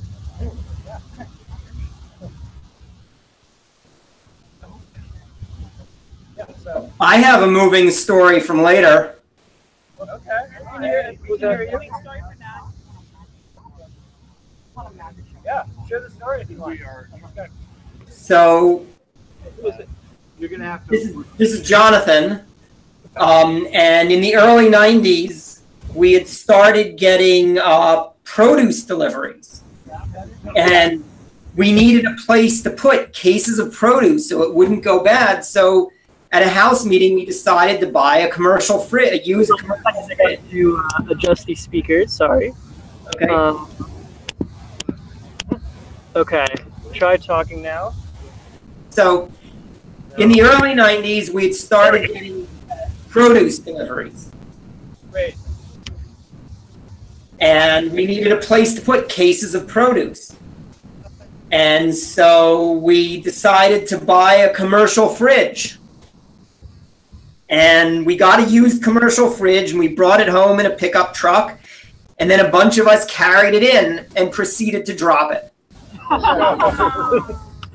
And we plugged it in and it worked, but it made a horrible, horrible racket.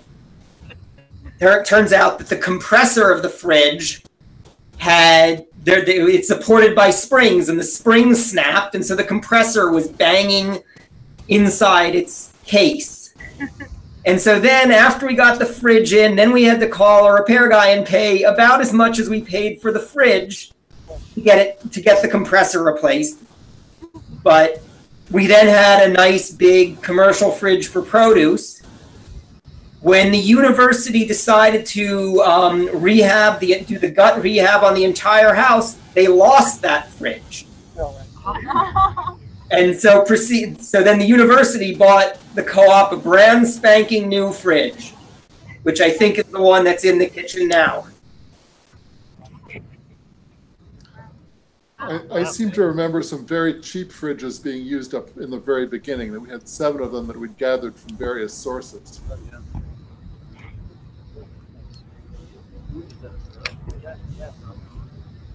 And the way I remember it, at the end of every week, you would get together all the leftovers and put them and make garbage soup out of them. And one of the most important ingredients to garbage soup was the starter, which was a piece of the previous week's garbage soup. For those 9 months, we had garbage soup from the same starter, right? Yep. That's Pierre Lundell? Yeah. Hi, Pierre. Hi, Pierre. Who's back there? You're all in the dark. Right, we are. Is that one here? He's over here. Sorry. There, yeah, there we go. Sorry, yeah, it's not automatic. Oh, yeah. Clear reason. Yeah, that was that could be a story. Hey, guys. Hi, Pierre. Hi. Whoever's back there, you're a little hard to see and hear, but So that's okay. In the same realm of like communal purchases, my senior year, we decided someone saw a trampoline on Craigslist that looked like fun. Wasn't it sort of like as a joke at a meeting first? Yeah, maybe someone was like, we should get a trampoline, and someone actually tracked one down and brought it here, and it was pretty old, and so immediately a lot of people got on it and really stretched the springs. And at the time there was, I don't know whether this still exists, there was a kind of an online thing called Princeton FML where people would just complain about stuff, let off steam. And somebody said on Princeton FML a couple weeks in something like that trampoline behind Judy is a really great place to have sex.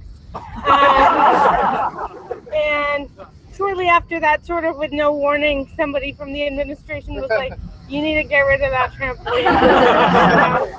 It didn't last that much longer, yeah. But it was like a really good 2 months, and I would come back from class and just like bounce around and get really happy, and then get worried that I was gonna punch a hole through it if I jumped anymore. So yeah. I want to share part of the email that they sent us to get rid of the trampoline. It was clear that they didn't have a specific reason, like in the rules, to get rid of the trampoline. So it said, residents of 2 Dickinson Street, it has been brought to my attention that there is a trampoline and a volleyball net set up on the grounds of 2 Dickinson Street. This situation poses several problems. As per university policy, only items that are actively being used are allowed on university grounds. These are typically chairs or tables. Once they are no longer in use, they must be removed. Even though the policy does not specifically state trampolines or volleyball nets, we are guided by its intent. That was like the line that made it clear that, like, okay, they're just like fishing for excuses. Also, a trampoline is inherently a dangerous piece of equipment, even if supervised by trained individuals. It is also inviting for neighborhood children to play on and possibly sustain injury.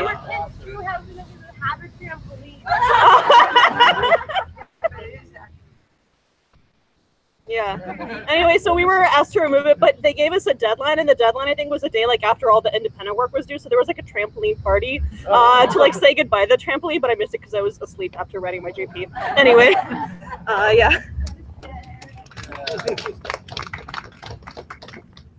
So I will point out that it is possible to have sex on tables and chairs. That may not actually have been the excuse. No, this or the floor in the front room. Yeah, there is no limit. Richard Serra sculptures are famous for this. No, I sort of want to reiterate some of the things Susan said, which is, you know, again, we did what we did because of the particular moment, the things we were looking to accomplish, and tried to make a place for us to live. To be honest, I don't think I was as unhappy as you were, Susan, with the. Yes, I loved being an independent. We wrote a Declaration of Independence, spelled with a T, which I still can't find. And I think my biggest objection was that we were in a basement room with this tiny little dirty window. So, you know, having a kitchen with a window was a dream. But the business of being allowed to cook, and I think, I still can't remember how we met. I don't remember how I met Betsy, but there was a vegetarian dining hall at that time, which is, at least for me, arriving as a freshman, that was a godsend. I didn't know how I would eat when I came here. So that became possible. But I can't resist. I mean, I've been in academia for the last couple of decades in a very different kind of institution that's in a city, and it really strikes me how different being in this particular unbelievably wealthy community is, which is both an accident and also part of being Princeton, because, you know, I teach at Penn. Much of the undergraduate population, and certainly virtually all of the graduate population, live in houses in the city, right? They don't have an institution telling them what they can or can't have in their backyard. So I mean, for me, it's really interesting to now realize, one, what a useful space this place created for people who didn't otherwise either fit into the club regime or into a particular idea of what Princeton was at the moment that they were here, but also how hard it is for that to exist in a town like Princeton. I actually lived here for a year after graduating, working in town, and lived in one of the 2 houses at the time that you could rent off campus, which only existed as tax dodges for whoever had them, because the real estate is so valuable.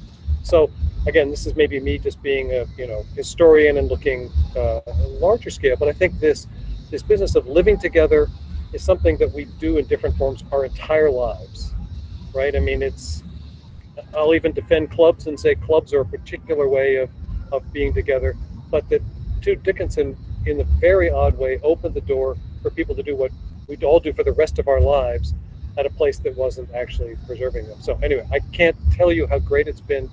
You know, the tide, if we do the count, the tide of emails has just crested over the last 2 days. And, you know, one story after another reminds me that, one, it's really a very different world than when we were here, simply because it exists as a place that you could come in and make your own.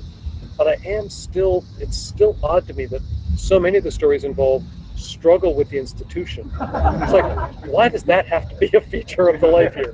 Anyway, thank you all for continuing the tradition.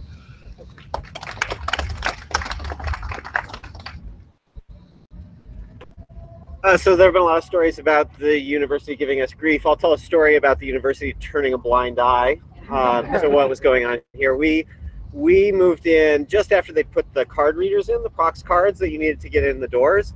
And People here were really unhappy about having to carry it around. 96. Fall of 96. So people were really unhappy about having to carry their card around to get into their home. Great inconvenience. Like at the time. Well, and we had people who were not members of the university eating with us. That's right. Yeah. That was part of it. And teacher people. So what we ended up doing is we made a welcome sign for 2D that we hung by the door. We made it by putting 2 pieces of wood together, and we hollowed out the middle of the sign and hid a Prox card in it, so that all you had to do was swing it in front of the card reader and it would let you in. And one night I think Sarah Bertucci was coming back and she didn't have her card reader, and so she wanted to get in, but there was a campus security car parked right on the street, and so she didn't want to swing the sign in front of the door when campus security was there. So she went to them and she said, "I forgot my card, can you let me in?" And they said, "Sure." And so they walked up on the porch and they took the sign and they swung it in front of the Prox card and let her in.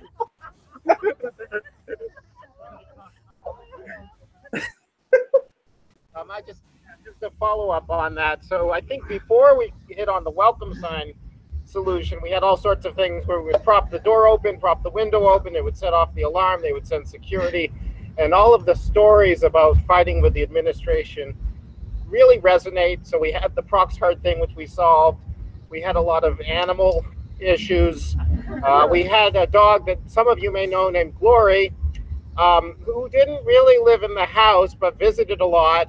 And every time they found the dog there, they had to fine us, but we would allocate it to a different person each time because the fine doubles and triples. So as long as it's a first fine, it's not so bad.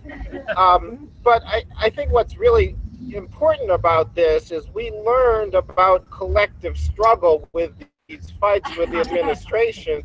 And many of us were alienated at Princeton. We felt like we didn't have a place, and we didn't feel like we could change it at such an immense and powerful and historic institution.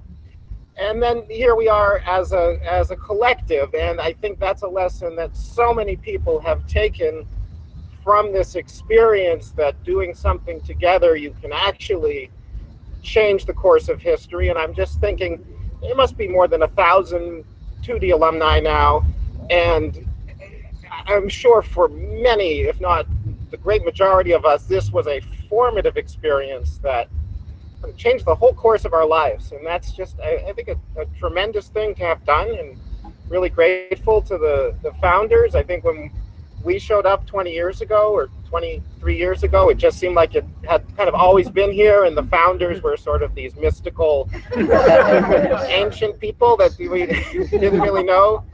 You know, now we are as far from you guys as they were from us, so you kind of see how that all works. But it really was a powerful experience in not just the collective struggle, but consensus decision making, running meetings. There's just, it's served me and everyone I know so well that I think we just have to be so grateful here.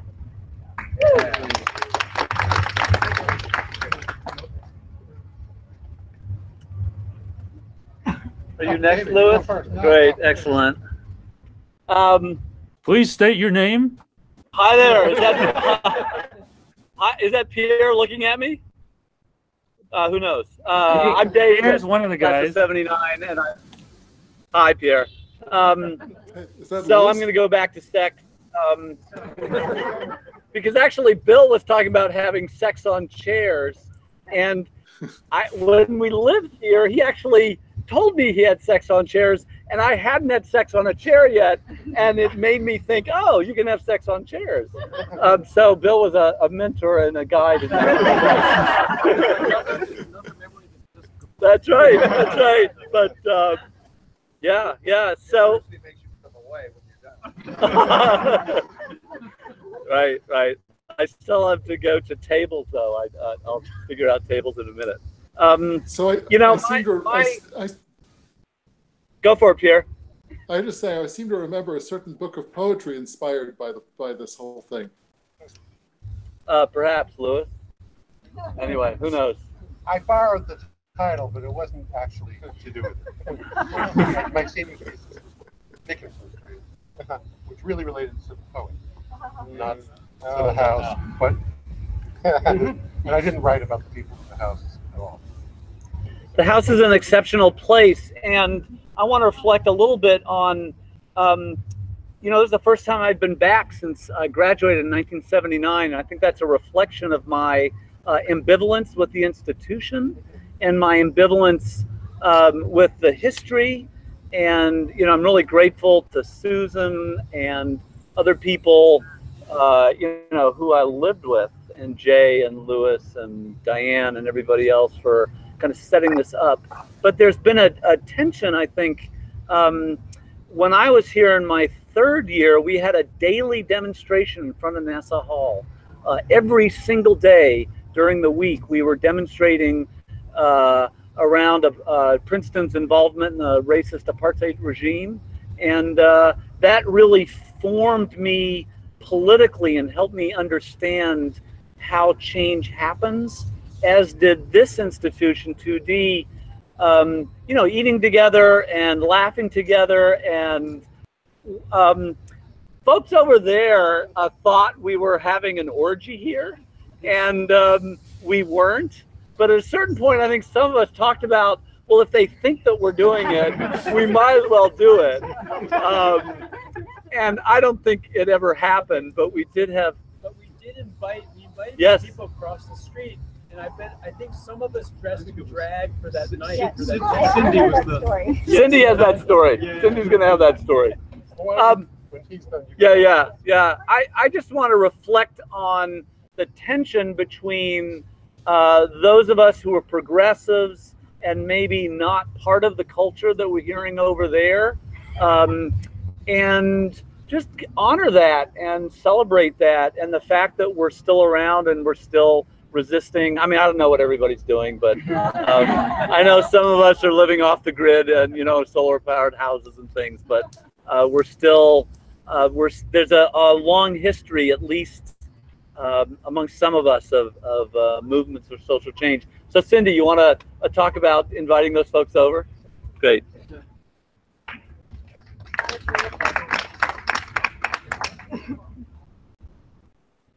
So I was here for the founders first semester, and then I took a year and a half off and came back and was here for 78, 79, 80. So I was here for my senior year. A little louder. And I'll start just to finish the story, and then I'd just like to share a couple of reflections. In the fall of 77, I was working on a JP on nonviolence, and I would leave Princeton the next semester to go do nonviolence organizing. And one night, the guys across the street in Henry, and they must have been some of the ones who thought that we were having orgies, we heard, my room faced that Henry Hall, I heard, "Two Dickinson Street sucks!" And this was going on for a while, and I didn't really think it through, but I just opened my window and said, Two Dickinson Street loves its oppressors. and it just was, I was working, so that just came to me. And so we got into this conversation back and forth, yelling across the street. And we talked and we just said, why don't you come to dinner, you know? And there was silence. Then we went over and actually, you know, found the room that they were in. I think they were upstairs somewhere, a bunch of us, and said, why don't you just come and see what it's like? Why don't you guys come over? And then we decided that we would really put on a show for them and really sort of give them sort of a, you know, a reason for coming and remembering the night. And so Jay was in a straitjacket in the corner of the room, and he's a great actor, and he was kind of the whole night going, and they came in, and then I don't remember exactly what I was doing, but it had something to do with orgies. I mean, I wasn't having an orgy, but there was something going on that we were talking about that with a bunch of people, and Someone they were. was in a nightgown. Lewis. Probably one of yours. They were very worried about Jay. they thought that he really acted well, and they kept saying, "Is he okay? Is he going to be okay?" So we carried this on for a while, and then we kind of let them. And he was juggling apparently at some point in the corner. So, but eventually we kind of let them know that who we really were, and we had dinner together, and it was really great, and we never had any more of those exchanges across the way. So, but I just want to say, as someone, I think just before you, David, used the word formative, and that was when I was reflecting. I really feel that my time here at Two Dickinson was formative for my life. Everybody that I cooked with, everybody that I talked with, everybody that I got to know, taught me so much.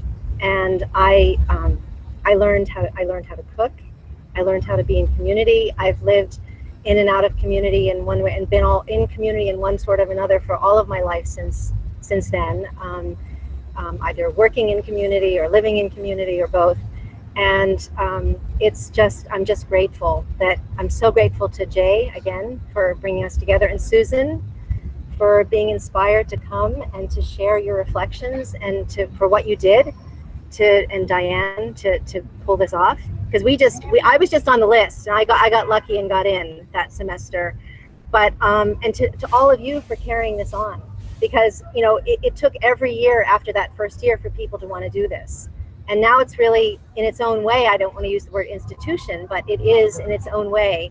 2D is now really a place where when I hear about young people going here, my daughter's friends, Two Dickinson Street, there's a waiting list to get in, or what I just hear all these great things. And so for us, it's really inspiring that you are all carrying it on. So blessings and gratitude to everybody.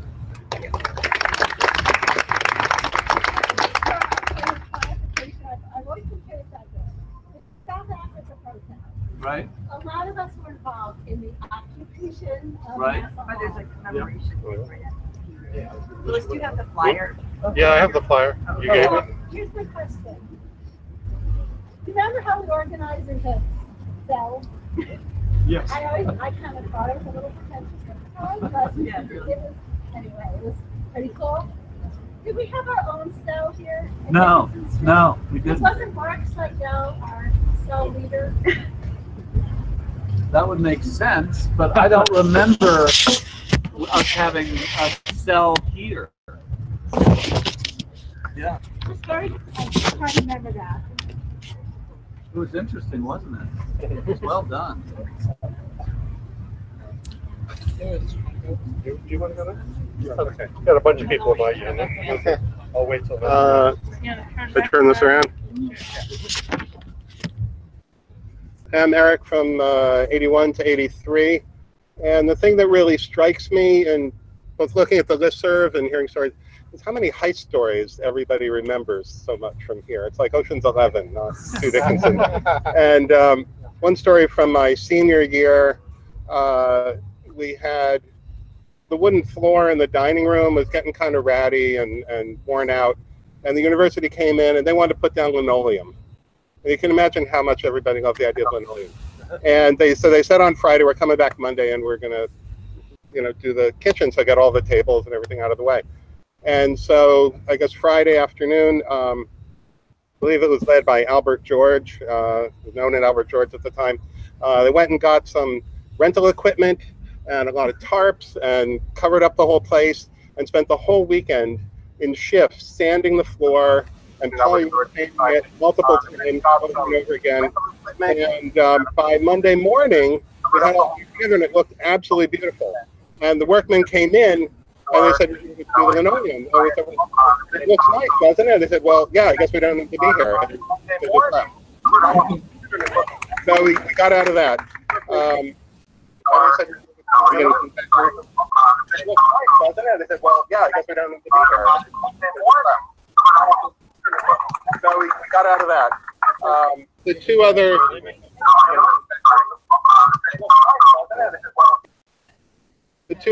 two other things I wanted to say. One is everybody, the theme I hear from a lot of people who've been through Two Dickinson is ambivalence, as somebody mentioned earlier, and a lot of people took time off. A lot of people don't come back to reunions. But this place would not be here for 40 years if it was run by a bunch of ambivalent people. Everybody who's been through it had such a commitment, both creating it originally and carrying it on, and I'm just really pleased to see that everybody still is carrying on the idea. And the last thing I just want to mention and say is, a number of our classmates have passed away, and I'd just like to take a moment and remember people.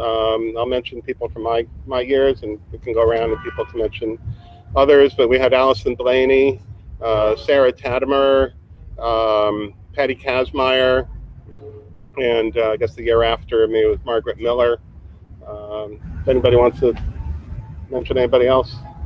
Was it Meg Patterson from the 80s or early 80s? Meg Patterson. Oh, Meg Patterson, yeah, she was in our year also, yeah. Okay.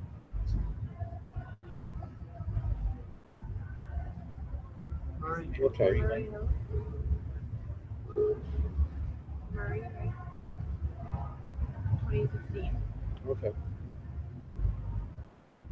right. So thank you for that moment. Okay. Thank you.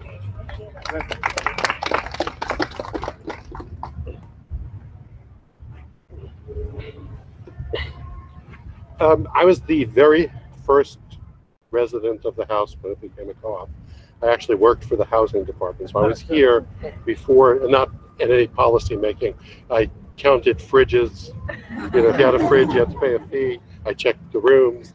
I did other work for the housing department, laundry stuff during reunions, things like that. So I was here maybe a week and a half, 2 weeks before the semester, before everybody arrived. And they let me, since I worked in housing, they let me stay in the house, even though it wasn't really open yet. So I was the very first resident in. The second resident was a kitten. And I know the kitten lived with us for part of the first semester, but I don't remember how long. Eventually the kitten made up its mind, probably went to a neighbor's house, said, it's just too loud here, I can't study. What I remember most about that first week or so before everyone came was, during the period when we were first putting the house together, it was an idea, and then suddenly I was actually living in it, and I realized that I didn't know that many of my housemates. Many of the ones who I've become the closest with that year were people maybe I'd had one dinner with them at Veggie Commons first year, or I knew them by sight, but they weren't my friends.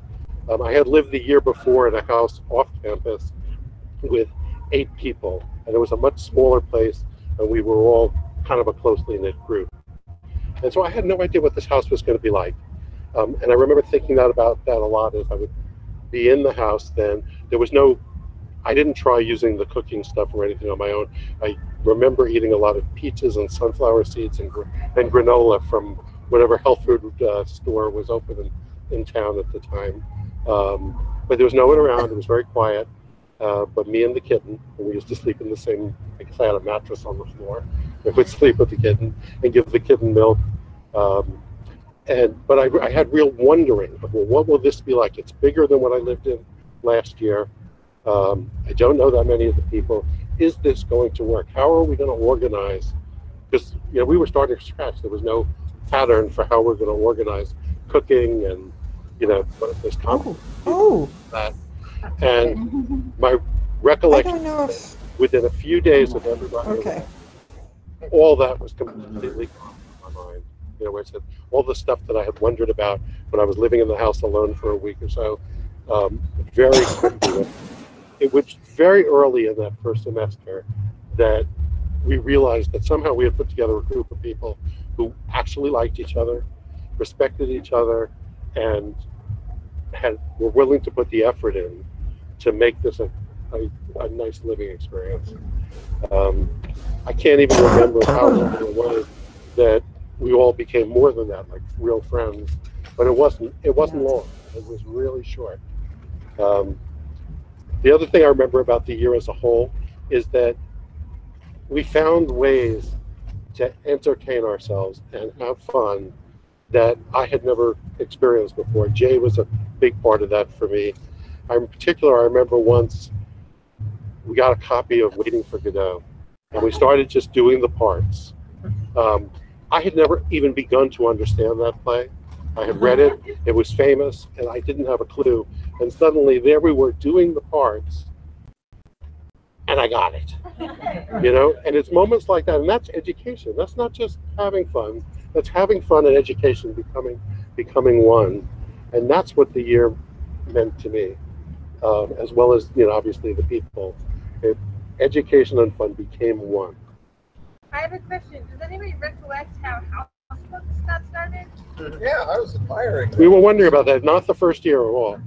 How far back do they go?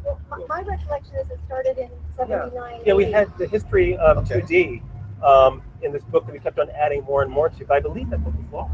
It was taken away by housing. Apparently, some janitors over the summer lost a bunch of them sometime in the early 2000s.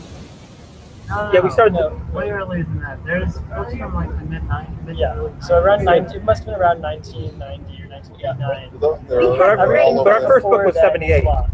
and that was a book that said History of 2D, and I think that was one that was thrown out by janitors.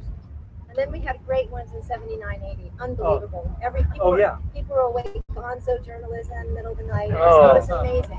You would wake up in the morning and go and see what everybody wrote who was up all night. It was such a great tradition. They're gone. Yes. I'm a custodian of the current book. Are they just They just stay here. Wait, just like, sorry, what are you asking? Take the seats. Who has custody? Yeah, go ahead, please. Thanks, Louis. Yeah. Oh, they stay here, right? Lock them up, and I mean, we have locked cabinets. Yeah. Really, it's not the house, but safe. Yeah. Well, I have a couple of history questions. Just I'm curious because when we started, I mean, it's a vegetarian co-op now, and we were not strictly vegetarian. We were in a vegetarian every meal had to have a good vegetarian option, but it wasn't strictly vegetarian, and it wasn't it was a cooking community. It wasn't a co-op. There weren't people in the co-op except that were in the house. I was wondering when those changes came about. It became a co-op bigger than the house and strictly vegetarian. Sometime between you and us. We were 40 people, 20 in the house, 20 outside who came to eat, and we had a very organized system. 8 meals a week. And it was always vegetarian. Yeah, and always there was always a strictly vegan option. Yeah, it would have been what, 90s? Yeah, 96. 40. I was trying to figure out how we fit. Just looking at it now, I'm not sure how that works. But If we take a peek to see how different it looks. yeah. I haven't been inside there for about 30 years. We didn't always have everyone there, but Yeah. Hey, you should go. Yeah. How many people lived in the house those first years? We had 20 at the very first one. I thought it was 21. We had 21. I thought we had 21. 3 teams of 3, 7 days a week. did you choose who lived in the house, or how did you get a So I was like looking at that when I was looking over how it's done. So it was the group that had organized for winter school. When the rep approved Dickinson Street, it said for the first year you don't have to be in the draw. It can be the group that had signed up for winter school. We got our reward for having stuck with that. But then subsequently they would just assign people? So, I don't know after that. Cindy, do you know, was it a room draw? I don't know. It was a draw. So when- I kind of remember signing up. It's a big memory. When I was here, they would sort of give students who had been away and they didn't know what to do with them, put them in 2D. And so that's how sort of 2D had more older students and more people who also felt a little more ambivalent, is because there was this confluence of students who had been gone, they didn't know anyone, they didn't have anyone to do a room draw with. The university would be like, I guess we'll put them here. And then we were kind of separately a co-op, and they would come downstairs and be like, can we eat with you? And then we were like, yeah, that would be weird to say no, so sure. What year is it? No, I graduated at 13. This is like in 2011, and I went to housing for something, and someone there said, if you could fill the rooms, that would make my life way easier. Because nobody wants to live in 2D. Every time I tell them they have that room in 2D, they're like, is there any way I can be anywhere else other than 2D? People from outside. Yeah, and so we were like, sure, we totally could we have people who want to live here. You know, people occasionally withdraw, so they just sort of gave it over to us. And so we appointed a George to be the housemaster to just do that. And then they would just say, give us a list by this date. Oh, how wonderful. And now they have a lottery, right? Yeah, so we made it a lottery. We had to come up with some weighting system of how to figure out who would go in which room. And I don't know if that still continues, but that was not that long ago. That was in 2011, I think. So is that the way it still works? It does, yeah. We still do our own room. Yeah. The rub that we have now is that until the most recent renovation, it was all singles, and now we have a double again. And finding two people who want to live together, move into 2D, we get like one pair a year. We got at least 2 pairs. We had 2 pairs this year. Yeah. Last year there were 4 pairs. I also didn't get it. I can vouch for doubles. They're awesome. They're great. Really get to know somebody. Yeah. We said goodnight to each other every night. Good night, Gary. Good night, Walter. We had a game where we would try to name all 40 people in the co-op as we were going to sleep. Yeah, like after like a month, we were pretty good at it. We had 2D couples when we lived there, so I was roommates with Scarlett and Ransom was roommates with Pete, and we just swapped.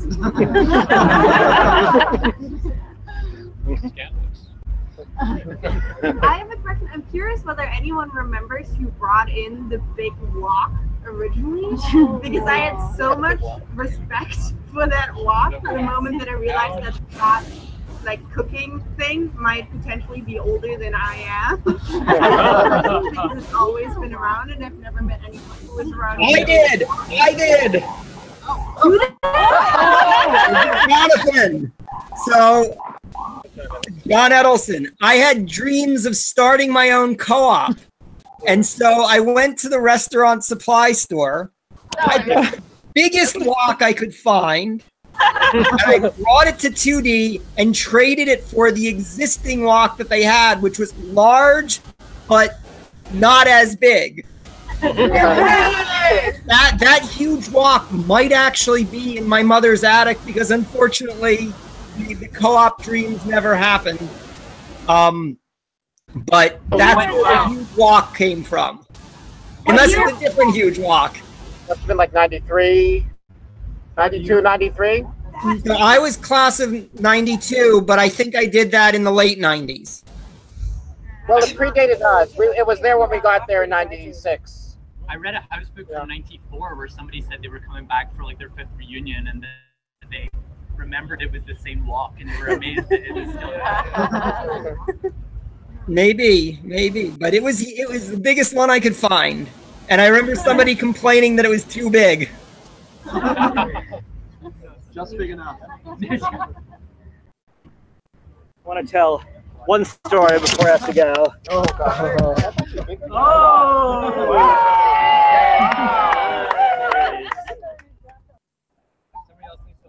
That was our walk? That was their That's the walk. I don't know how to angle this. I don't know if it can be seen in the light. It's not very light. The walk is being displayed. Oh, Magus walk. Okay. Oh, We got the human scale. So I'm not sure the statute of limitations, so I'm only going to use initials here. Fall of '91, CH, who liked to smoke up a lot, decided he was going to try to grow his own. And he got a hold of some seeds and wanted to find a right nice, secluded, no one was going to find a place to grow it. So he thought, well, let's find a spot in the steam tunnels. Who has been in the steam tunnels here? All right, pretty good number. Yes, Frederick and I did some nice exploring up by Nassau Street one time that we were reminiscing about. So we searched around for a few days, him and A and myself. Finally, I think it was probably, if you go down under Laughlin, and then you can cut through basement room, and then under, okay, I've got some nods. You know this church. This is a very popular track here. I think it ends about under 1901, I believe. There's one tunnel that goes off to the right and ends, and you're already underground here. And so then we climbed over the fence and go past that, and there's a 7-foot deep hole there, and there's an outlet in there. So what is this 7-foot deep hole doing there? Well, we figure I don't know, but let's build it into a greenhouse. So we bought poles and grow lamps and extension cords and a timer and 5-gallon buckets and everything. And we actually, over the course of a weekend, set up an entire, probably 5 foot by 5 foot by 6 foot tall greenhouse down there. And the plants grew huge, like, you know, started growing out of the space. We actually had it all blacked out too. We had it inside lined with foil and outside covered in heavy trash bags so that even when the lamps were on, you couldn't see it from 10 feet away. And so one of the three of us, usually CH, who lived in the basement for a while here and then in someone else's room, would take a jug of water with some Miracle-Gro in it, and go back down through the steam tunnels, and walk down there and water it and come back. So finally he harvested it one day and brought it back to 2D and was back in the yard smoking it. And he said it was the weakest shit he ever smoked in his life. But it was more about the experience than the results. Gotta go. Thank you. That's new. We never did.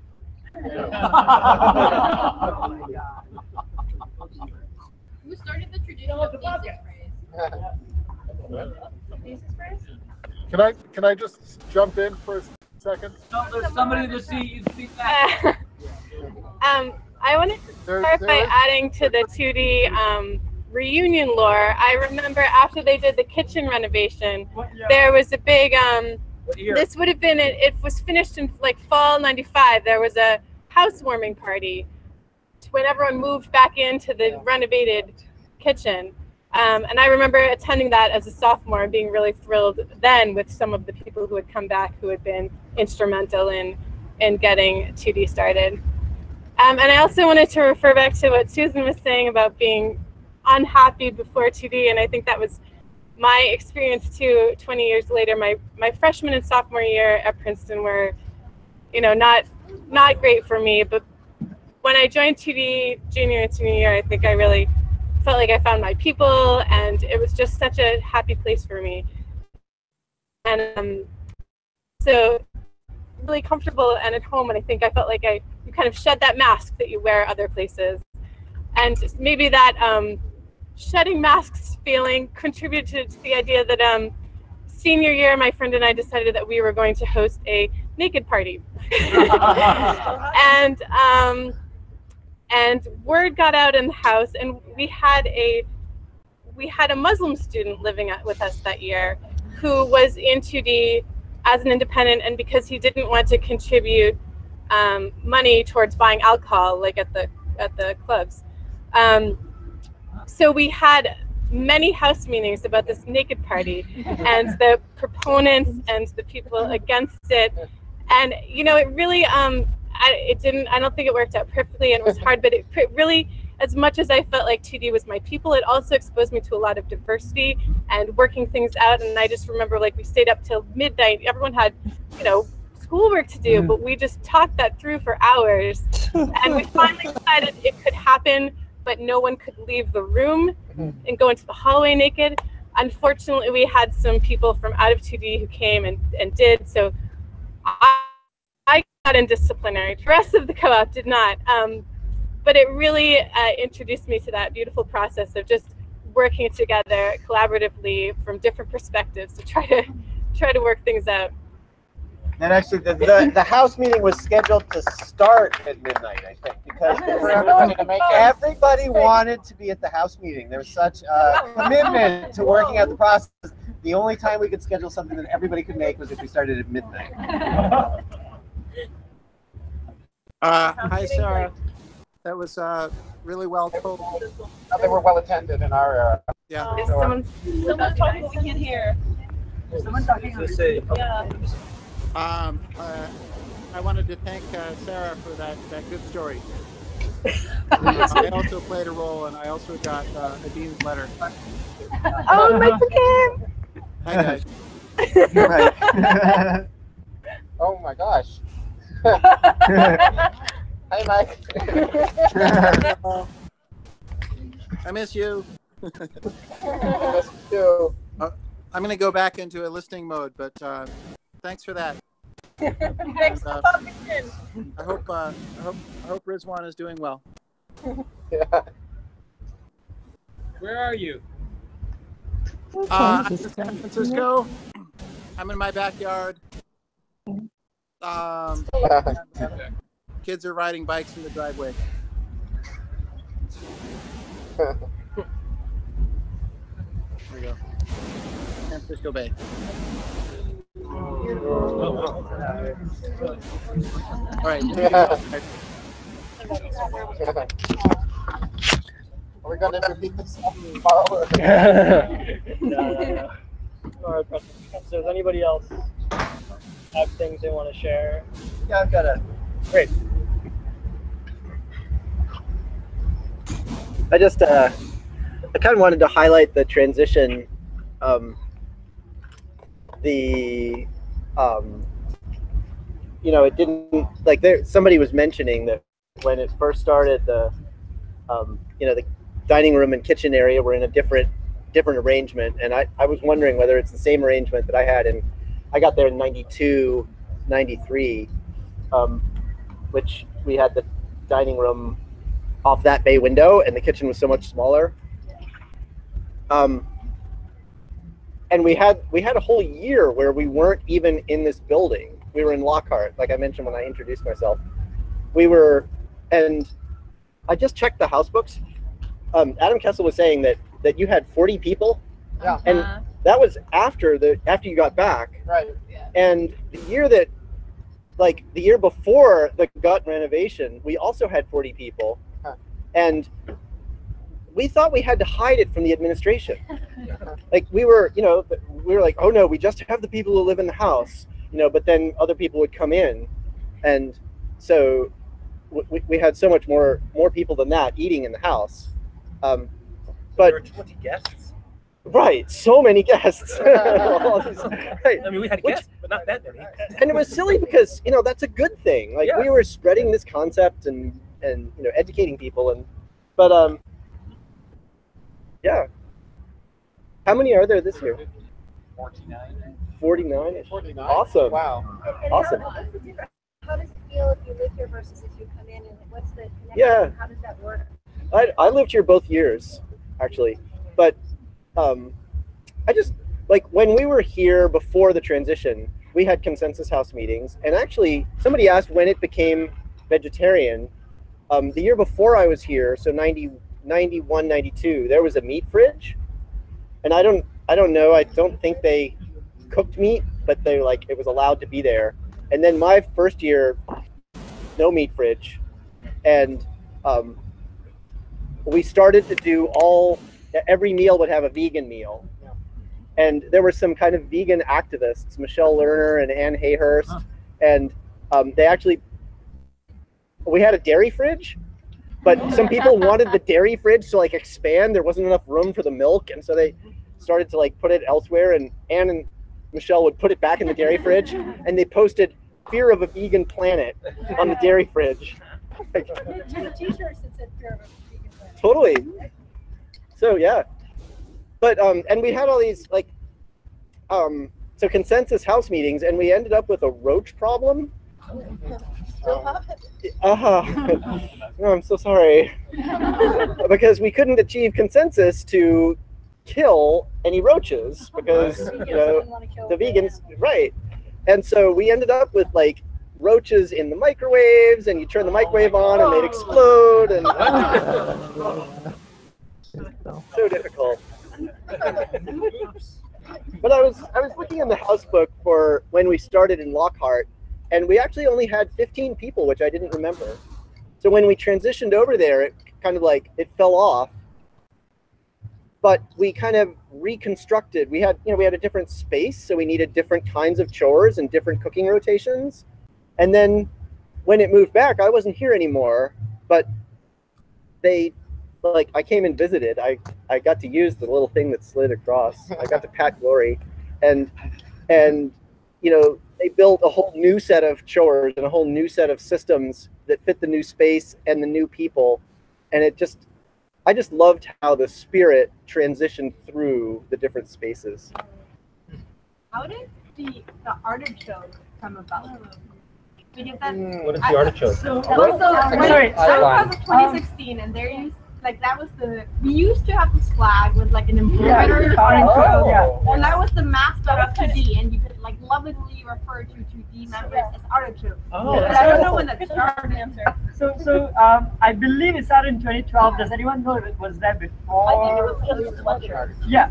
So okay. So literally in 2012, we were like, we want like 2D swag, right? We want like 2D hoodies, something.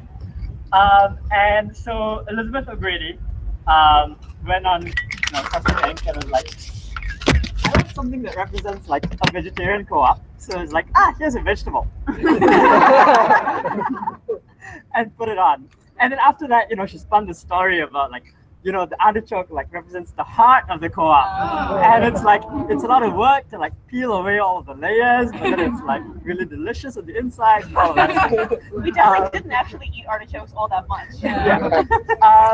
And then the summer after that, one of them is Colin Cook, was back home in Wyoming, and she was just like, she just really missed the co-op and was like, I want to make something.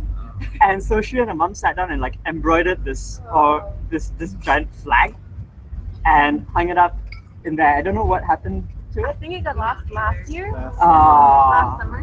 Got what? It Lost. got lost last summer. But yeah, if you like, there was this like an artichoke for life theme.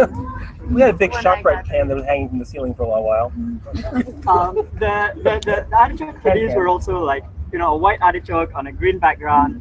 A lot like Ivy, except not.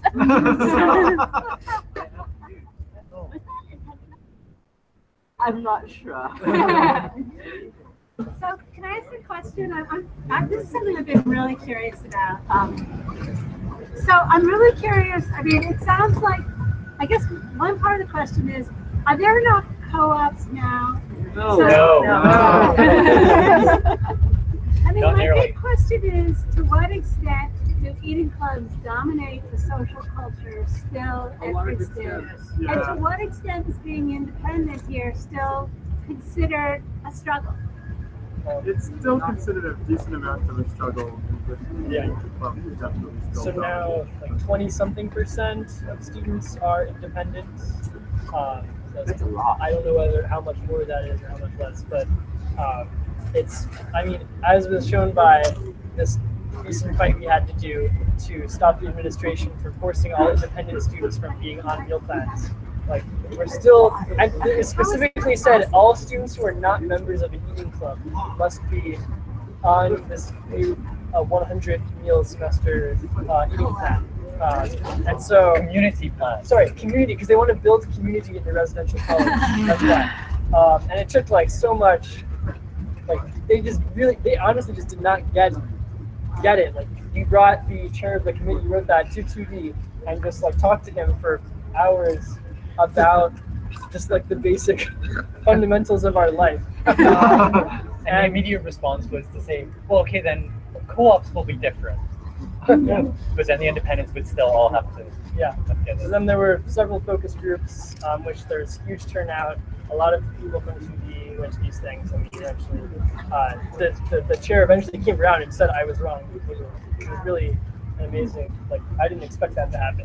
And so the administration actually went back a few months ago. They're scrapping the plan. But yeah, independents are still definitely not the main social scene. That is eating clubs.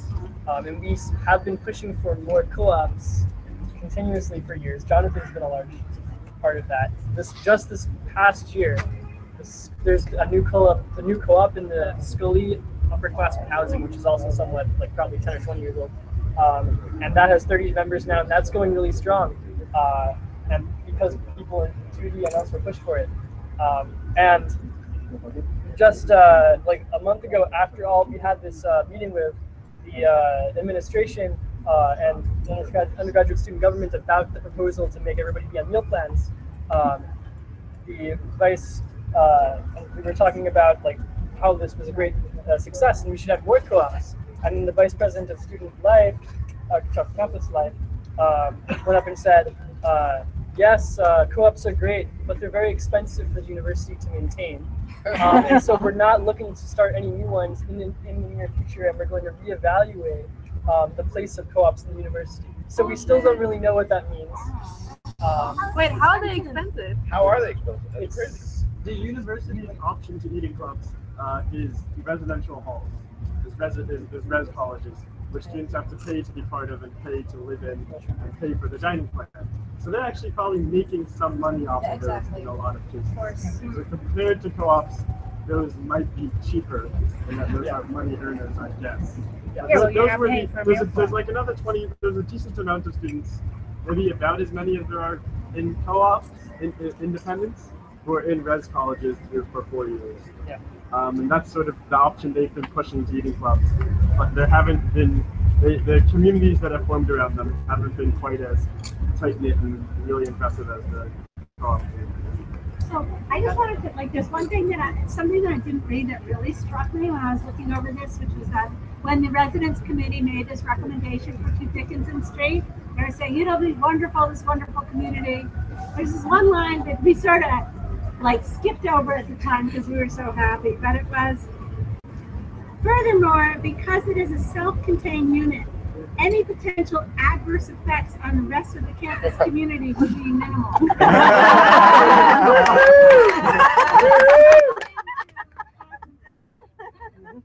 chose not to let it, put too much of a damper on our party.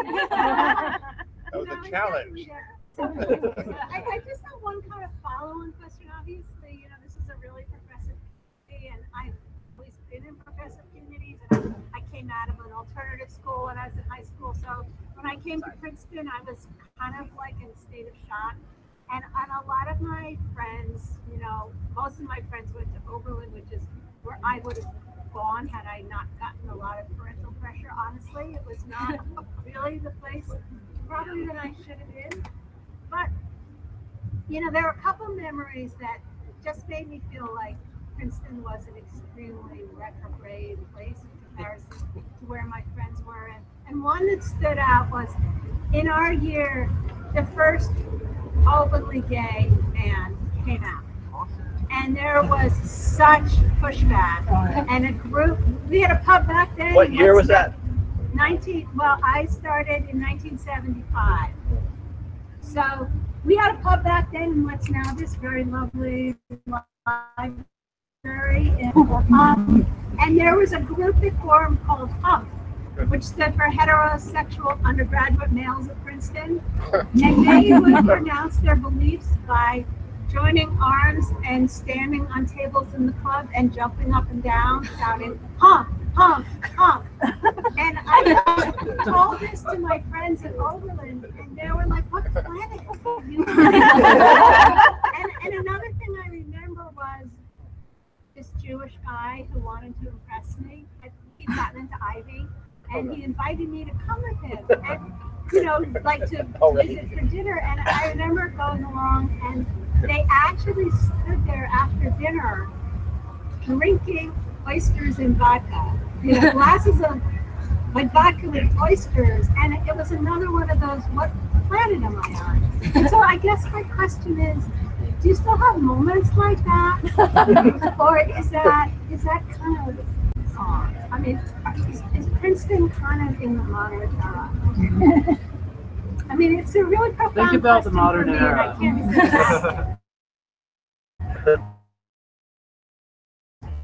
answer or the 20th yet. To me, it feels like I'm yes. going to introduce Sally. Came in late. You probably all know Sally Frank. This is Sally Frank. So I want you she was with us my senior year. So I just want to applaud her and thank you. Sorry I was so late. You were going to say something. A lot of students are very liberal.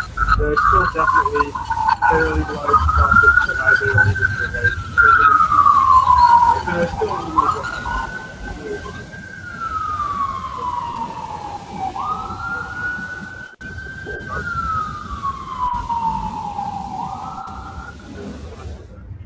Does Ivy still have waiters? That always freaks me Yeah. out. What? Waiters. I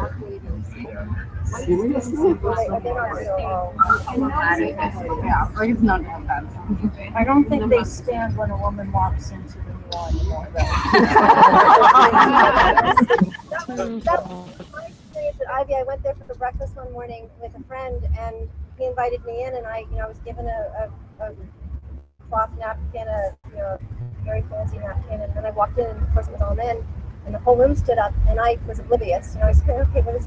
Then I went to sit down, and I went to his table, and he said, because I started saying hi to everybody, he said, they're waiting for you to sit down, and then they wouldn't sit down until I sat down. It was really nice.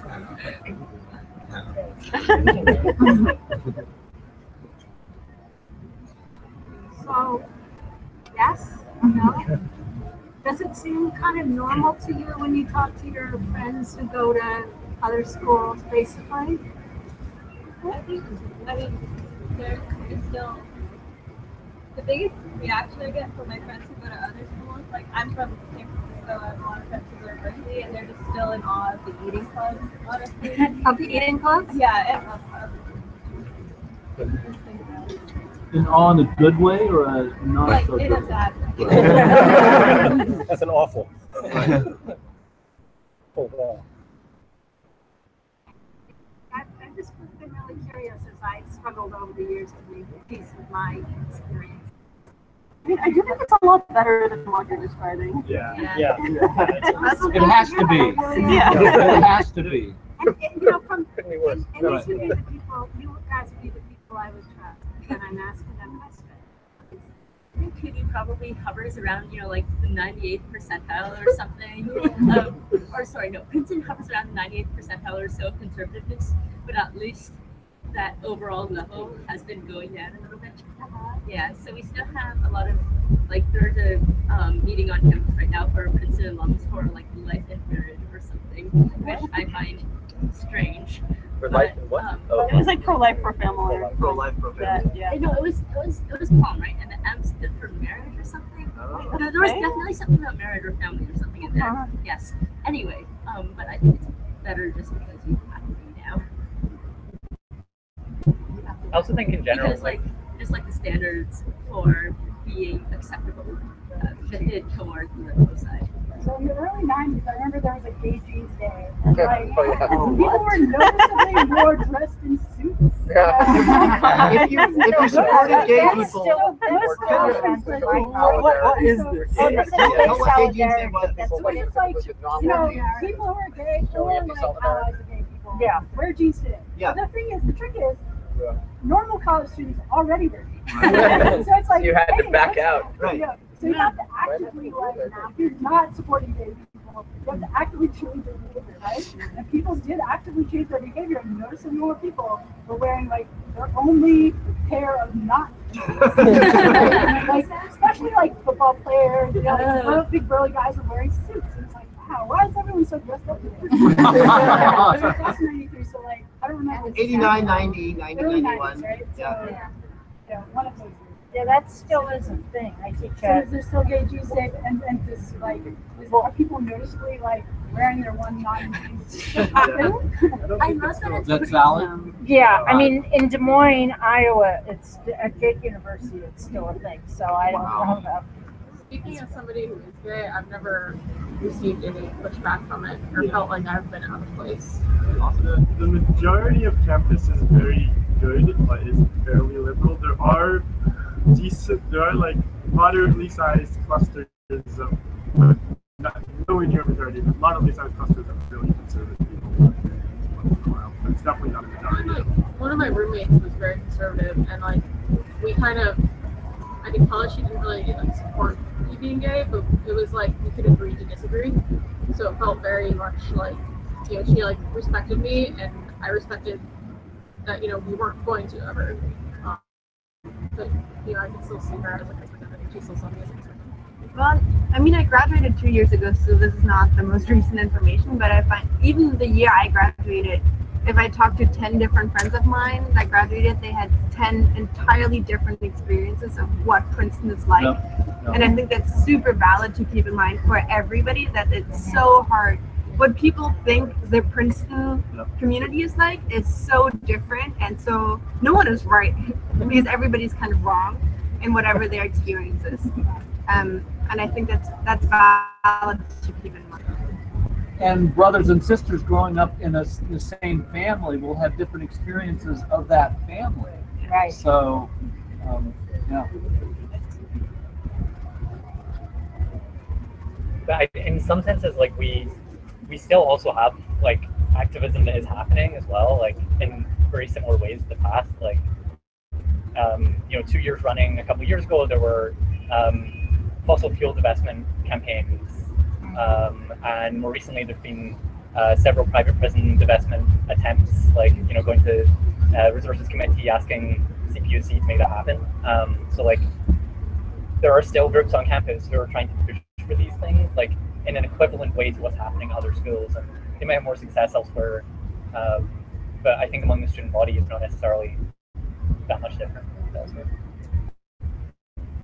The undergraduate graduate divide is also lessening, but it's still a big thing here. Yeah. Were there graduate students at 2D for all the years, for most of the years? Not ours. Not back then? No. Okay. There were always a few. Yeah. So not that many. In the 90s. Yeah, because now we tend to have around 7 or 8 out of around 50 graduate students. Is that a house? So no, only like 14. Yeah, was it 14 people who live in the house? Oh, it's 14. Yeah, out of 50 21 members. I don't live. Like they've extended the kitchen to dining rooms. People's dorms. How many rooms? How many slots are in the house?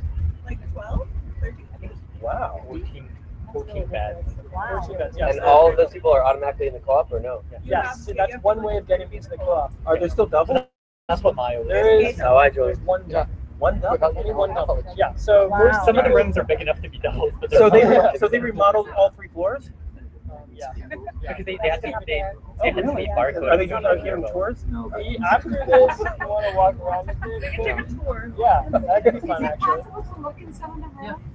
If some people keep going here. Okay, so we don't There were have 21 people in the 80s, and you had to live in the co-op was the people who lived in the building. Yeah. Well, I would say, sorry to arrive late, but my goodness, huge thanks to all the organizers, both from the past and the present. One thing that struck me was like resistance against the external, or sort of engagement, communication with the external, but then also managing our own stuff and talking amongst ourselves. And I don't know which of those 2 processes was ultimately more kind of educational, but a couple of the internal highlights, the internal debates, forget the real world, like just 2D. We got this extra delivery of flour, and we had to decide what to do with it. And I'm sure this story is no longer true because it's now 20 years old, and what could possibly be true that's so long ago. But we were ultimately trying to figure out what do we do with this extra flour, and we debated for hours. Hours. Nowadays, I think you could just type something in your phone, and a drone would come, and it would go to the place that it needed to be. But we had to really think about, okay, so the bulk guys gave us, I don't know how many extra bags was it? A lot? 25 pounds. It was a lot, 25 pounds something. I think we gave it to Iraq. I don't know. Anyway, but so that was one huge debate. But the other debate was a naked party. Yeah, we talked about that. There were actually naked lunches last year, or one naked. Last year, I think this year was the first year in a while we haven't done it. Yeah. No one wanted to. It has always been. I mean, it's been a big topic of discussion in the House meetings. By the way, one point. But did you guys fully talk about the fact that it was like an internal person who called us out? It's really wild. Like, what are you fighting? The internal, the external? It was the best lessons of college by a country mile. We also had two big debates. One about whether we should keep on having a meat microwave. Oh no. It's gone. Yeah, there is no meat. Wait, no the microwave in the corner is not a meat microwave? No. And then another debate was about where we should source our bread from. Should we make all of our own bread? Should we get bread that's made ethically but comes all the way from California? Or should we get day-old bread from Panera, which might not be made well, might not be vegan, but would have gone to waste? Fewer fossil fuels. Multiple fascinating. And like people would do serious research as well to like back up their points and some of these things. Just a couple very quick stories about excess food. Once, someone was putting an order with Nash, which I believe has gone out of business, unfortunately. Unfortunately, pour some out. For yogurt. Because I, among other people, used to really like yogurt. And so we would, one week we would get 2 cases of yogurt, and the next week we would get 1 case of yogurt, and then 2, and then 1, and this is great. One fine day, some 2 cases of yogurt, and they wrote it down as, 2 tally marks. So came and delivered 11 cases of yogurt. We didn't know what to do because they just like dumped all the yogurt on the porch and left. So we unpacked all of these cardboard boxes and like somehow we found space in the fridge. Now each of these was a case of 6 tubs of yogurt. Each tub of yogurt was 2 pounds. So we had 132 pounds of yogurt. This weighed more than several members of the co-op. So for a while we had yogurt everything. We called up Nash and we said, what do we do? And they said, all right, clearly there's a mistake somewhere. We will charge you for 6 of them, and we will take back 6 of them. And they came and they said, oh, you've unpacked all of them, so we can't take it back now. But, well, it's free, so just, do what you want. So we had yogurt everything. Someone would just like come to me and be like, your dinner today. Eventually, we made friends with the other co-ops, put aside our occasional rivalries, and we were like, hey, would you like some yogurt? Another thing that happened once towards the end of the year, for some reason, we had a lot of onions left. And because, onions don't really go bad, right? So we just like had accumulated them over the year and we like didn't know what to do with them. So a couple of members like went out, roamed the university with like a sack of onions. And just like, here, would you like an onion? And people said no to this. So then the tactic changed and it was, Merry St. Crispin's Day. They would look at you in confusion and you just walk away. And eventually that was also like too slow. So they finally took all the rest of the onions, took them to one of the eating clubs, I believe this was Quad, and just like quietly left them in one corner. It's amazing. This year we accidentally bought 30 pounds of ginger because the orderer was like a metric system gal and she did not, she was like 30 pounds sounds reasonable. And it was Chinese ginger, so it was cheap. That is not, okay. And what was the other thing we got? Well, there were habaneros. So we got this enormous box of really, really potent habanero peppers. And maybe you put like You don't name the other orderer though? You called me out. No, they were really bummer cheap. I will also, while we're here, I will lodge a complaint. So many people ask very bland food.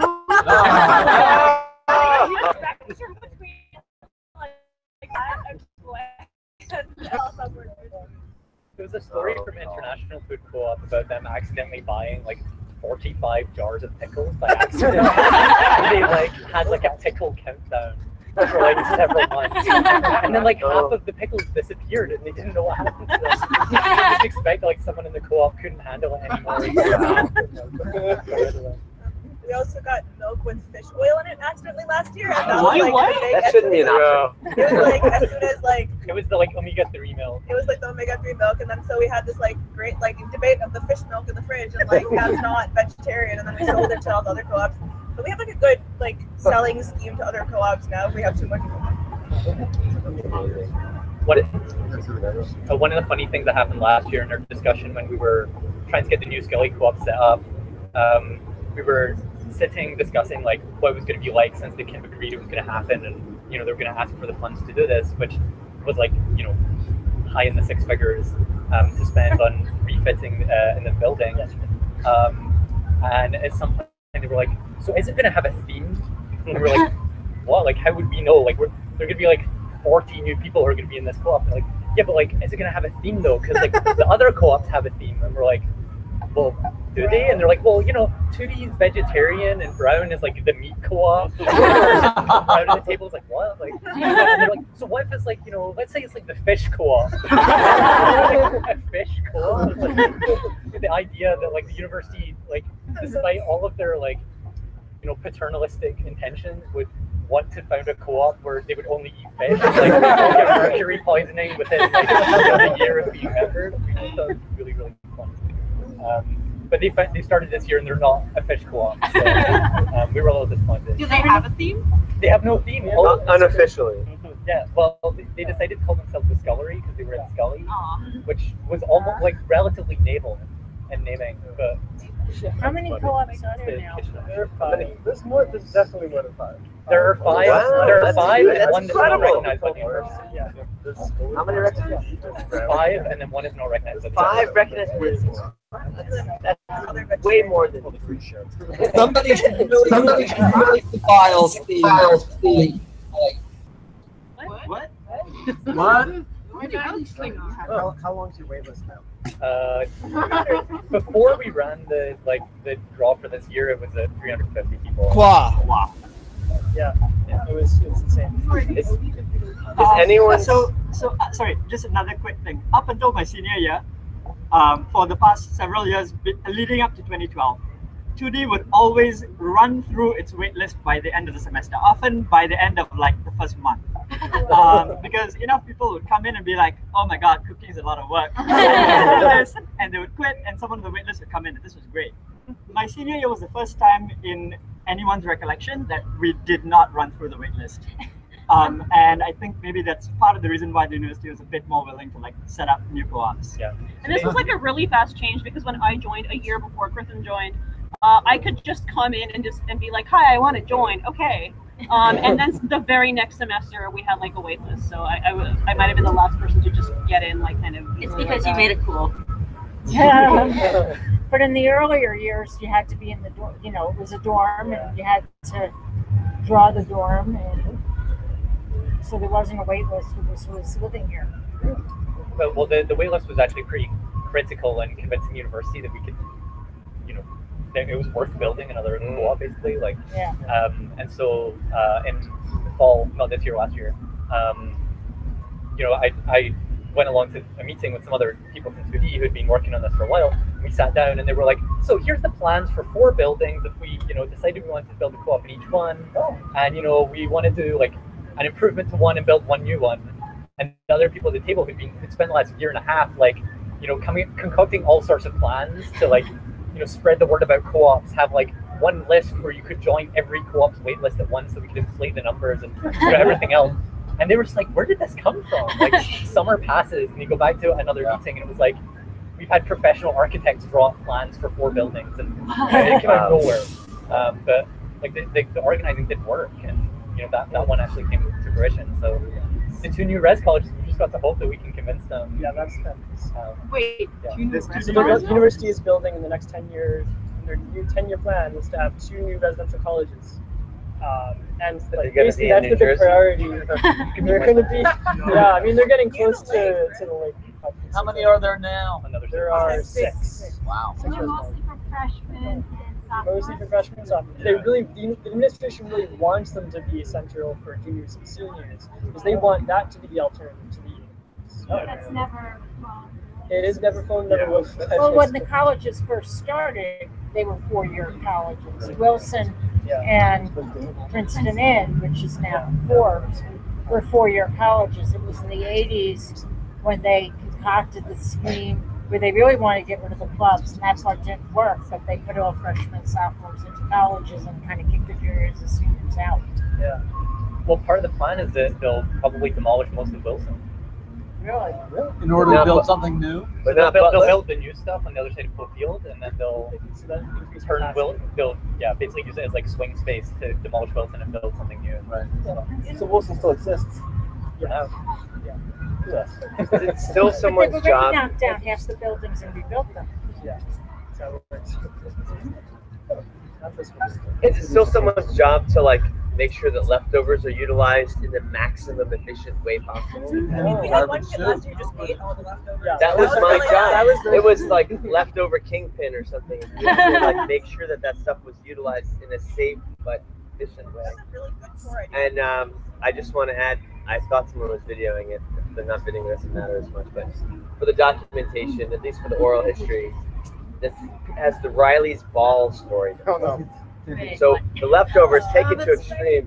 Take it to extreme. So we had a food processor that, whatever, you know, I think it was a juicer. Anyway, it was the pulp. The pulp. And so we were so determined to use absolutely everything from our cooking processes that the part that came out of the juicer that you're not supposed to use, we still made into these balls that we fry them. I don't know what we did, but Riley was cooking them, so they were called Riley's balls. I think it was Riley's juicer. There we go. Were they edible? How'd they taste? They were terrible. Some of them bounced. Some of them didn't. On behalf of Riley, I wanted that story to be told. Another fun institutional like back and forth story was last year we had a couple of members who really liked to hold bizarrely themed parties, and so we had like elbow celebrities where everybody had to come and like draw a different celebrity on their elbows. There was like Elbow Heem and David Elbowy, etc. We did that, and one of the other themes they had was Dancing Plague. Dancing Plague of 1842. Oh my god. 1514 PBs. I forget when it was. And so at some point they were talking about, they decided that they wanted to have a party where we would call P-Safe on ourselves. So like, you know, we would make as much noise as we felt like making, they would come. And it developed over time into a party for P-Safe, a surprise party, where they had no idea that we were calling them for themselves. And so they like put together like a promo video for the party. We like baked a cake, we made a card, and then called P-Safe on ourselves. And it started out, so two of them show up, they kind of roll up and they wander in and they're like, what's going, like doesn't seem like there's any noise, and we all come out and like say like, P-Safe, we love you. Like they come up and we like give them the card and eat some cake together. And they're like, yeah, we thought it was kind of strange, like this party's at like 8 p.m. or something like that. You know, and so then they're like, okay, we're gonna call for backup. So they, and so they got like the, you know, whoever like captain or whoever was in charge to come down, and there were like 5 or 6 of them that came. We like hung out for a while, and, like chatted with them, and they came back for dinner like a couple of times later in the semester.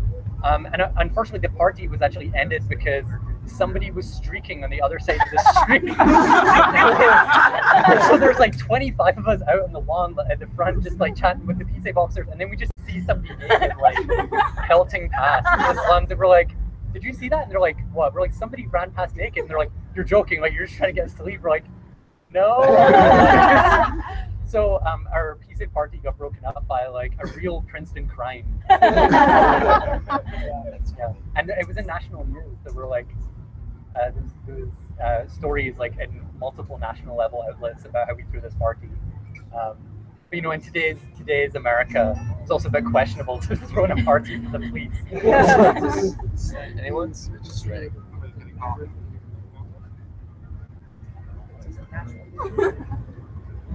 Jesse, did you want to tell the sofa story?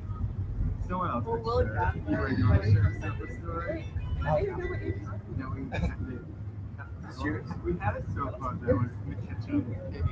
That it was in the basement. So we brought it up, and it brought us a lot of joy. And then of course, yeah, no, it was on the Picasa.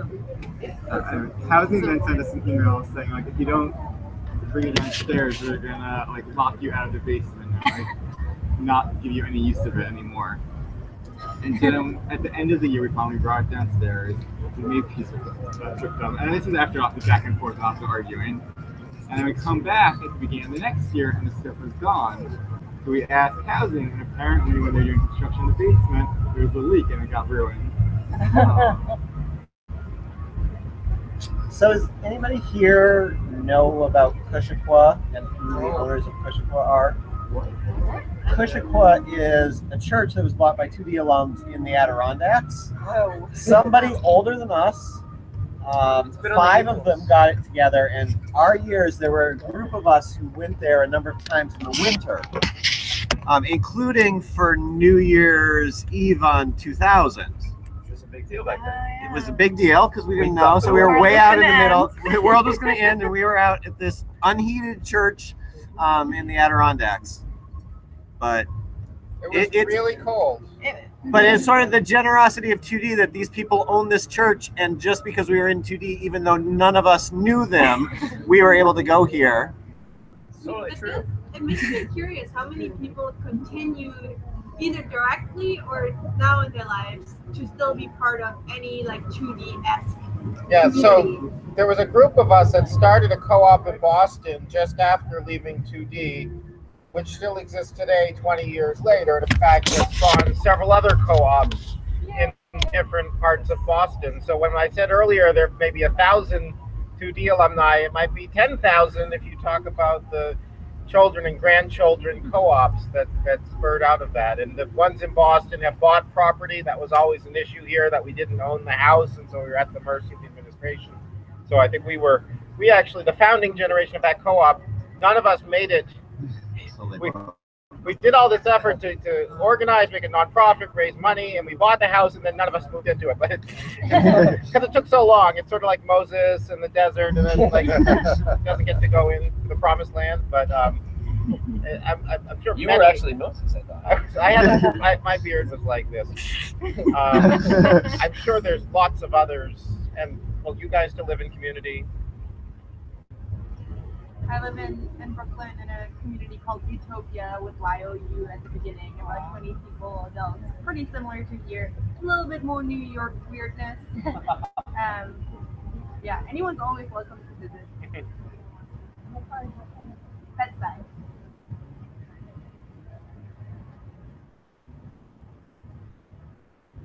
I assume we did in the emails, but the co-eds, cats, and commies, and where that all came from, I assume, besides the email, I assume somebody already related that before? Or We heard that expression in the 90s. okay, well, where that came from was that in 79-80, which is when I was there, there were 2 cats that were owned by people in the building. Nito for incognito and ganja for the obvious. And so the university, of course, brought up the cat ban, and people went and negotiated with the university about the cat ban and why we should be exempt from the cat ban. And somebody from the university, really stupidly, given who the people at 2D are, said, well, if we gave you an exemption from the cat ban, you'd be known as the cat house on campus. So immediately, of course, work began on the sign. And so that's the cat house. And then, so we were co-eds because, people were still unhappy that the school was co-educational, cats and commies. And then we'd call out and greet alumni going to football games or whatever, walking past it, they would see the sign. And I think the sign stayed up for many years. And that was part. Co-eds, cat. It's at the cat house with, kind of painting of the 2 cats on either side, and then co-eds, cats, and commies. It's on the Facebook page. Yeah. So. Is it 2D song? In what sense do you want to play? Live or? Do we have a guitar around somewhere? My guitar is Yes, live. In that, okay. So you get the guitar and then. So one of the things the reason I mentioned that leftover story is we had a really funny thing that was on our t-shirts. Did you guys already say it was on one of our t-shirts? So we had this job to utilize leftovers, and another job was to deal with compost. And we had a dog in the co-op that was named Glory. Not really in the co-op. The dog was in the co-op. Anyway. But we had signs on our compost bins that said, keep the lid on the bucket. Glory eats compost. And that became our mantra, and we had it on shirts. Glory eats compost. It was sort of a even more obscure thing than cats, commies, and co-eds. Not only that, but it was the thesis phrase that you were supposed to work Glory Eats Compost into your senior thesis. And That's right. Some people did. I mean, by some people, we mean like at least 30 people did that. Is that still a thing? Yes. Okay, what was the most recent one? Please close the doors securely. What was ours? Something that dinosaurs? Stand mixer. No, that was Junior mine. year was stand mixer. Yeah. Because one person in my class got a stand mixer somehow, somewhere, like managed to pick one up and put it in the co-op. And over the summer, like the stand mixer just disappeared, and we were all like quite upset about it. But again, this person's parents donated a stand mixer to the co-op, and we asked the university like, can you help us like secure this in some way? We were thinking like, you know, put in an eyelet and like a cable and lock something. The university just came in and in the infinite wisdom decided we're just gonna drill through this and like bolt it to the contact. But it worked. The stand mixer is still there. And to commemorate this event, people put stand mixer in their theses and JPs of 2012. Didn't someone find a suspiciously familiar looking stand mixer in like the window of some shop? I seem to recall someone saying this. Yeah, what was ours? Like, it was something with dinosaurs, right? Okay. You're holding it. Let's hear the 2D song. Yeah, you want to hear the 2D song? Okay.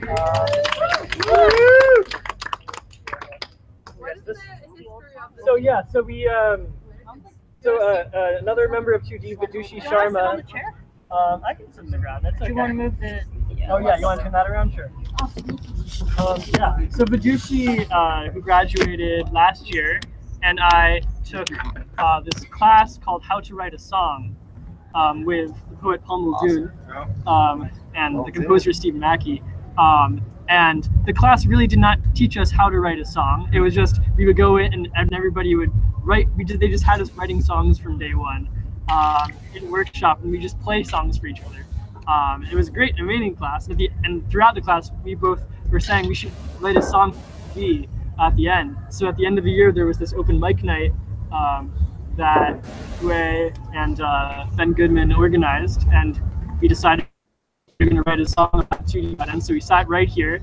I ran this spot in the backyard and just wrote it in like 20 minutes. I think I'd written the chords beforehand. So yeah, and teach everyone the chorus. The chorus, sure. So I can sing the chorus for you first, and it repeats a bunch of times. You'll get it.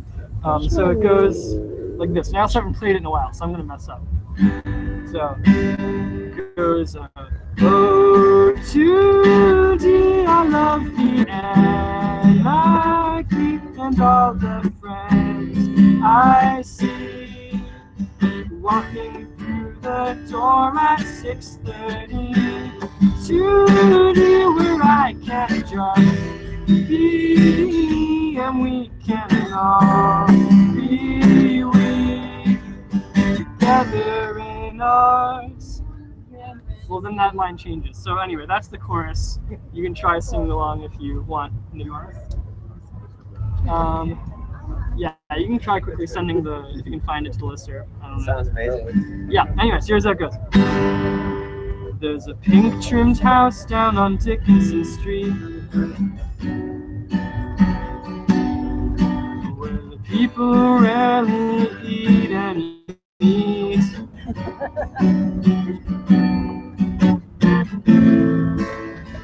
Please now, don't be shy.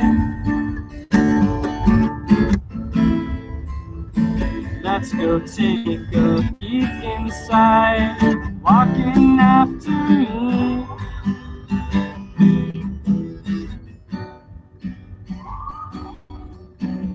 There's fresh baked bread on the countertop.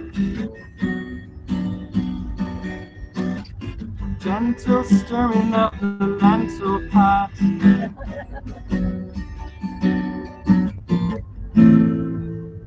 The lines already formed.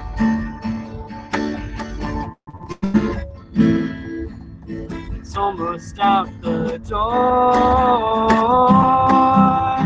Oh, Judy, I love Vienna, and all the friends I see walking through the door at 6:30. Judy, where I can just be me, and we can all be we together in our vegan fantasy. It's a nice day, so let's eat outside. Who knew quinoa could be fried?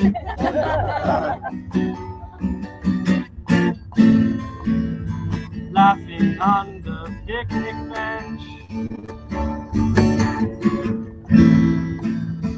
Can you smell that compost stench coming from the shed? That was a problem last year.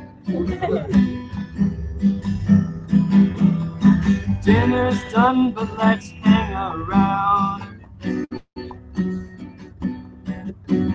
There's so much love here to be found.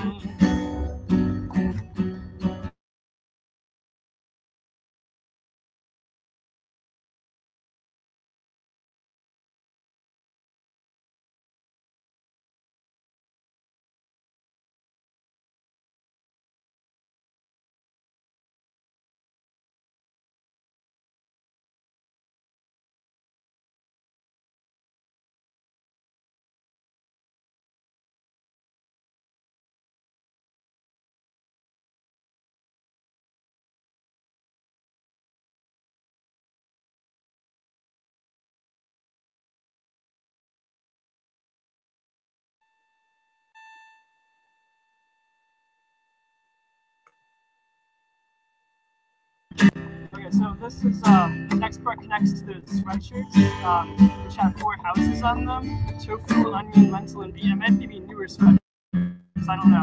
But anyway, we've adopted these. Like it looks like a Harry Potter crest. So we have 4 houses: tofu, onion, lentil, bean. So the lyrics are very complicated. The next part: tofu, onion, lentil, bean. Tofu, onion, lentil, bean.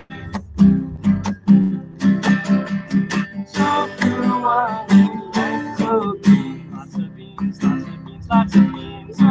Tofu, onion, lentil, beans.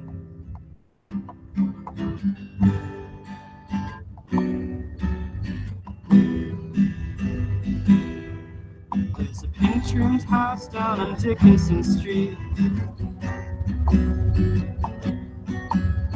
So many wonderful people to meet.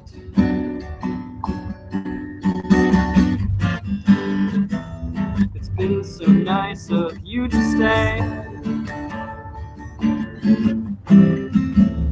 I hope you're back another day. But why do we have to leave? Judy, I love you. Naki and all the friends I know I'll see, walking through the door at 6:30. Judy, where I can just be me, and we can all be we together as we form these memories.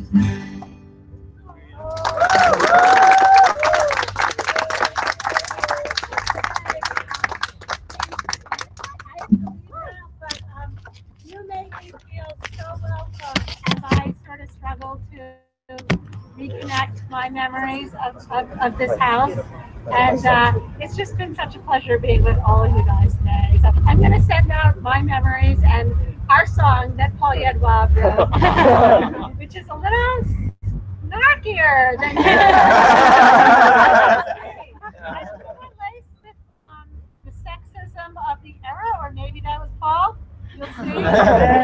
Thank you all so much. This has been like an absolute joy. Yeah, Take care. So I'm going to set up a Google Drive, a shared Google Drive folder, so that we can put all these things into one place. And the recording of this will go up in that folder as well for people on the alumni list to see. With the lyrics and the chords. Oh, yeah, I mean, the recording of the whole event I meant, but sure, I can put the song up as well. Yeah, and this is a repository for everyone to put up everything so that it lasts for years to come, because this is, you know, a lot of these stories had been lost, and now that we're finding them again, it's really great. So yeah, thanks so much for coming.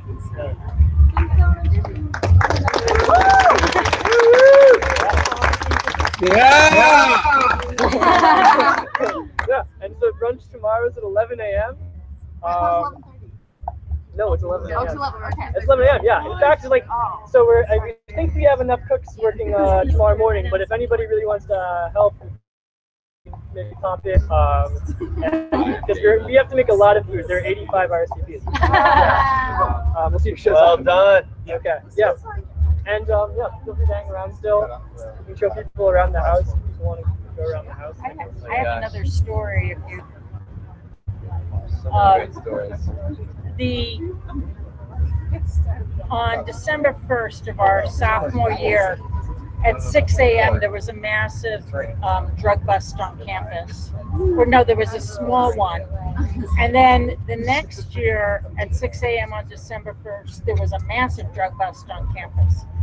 So my senior year, on November 30th, there was massive consumption so that no one would be in possession at 6 a.m. except here, because that was like a Friday, I think it was a Thursday night or Friday night. But we had there was a sign up on the board that on Saturday there was going to be a house trip at the Institute Woods.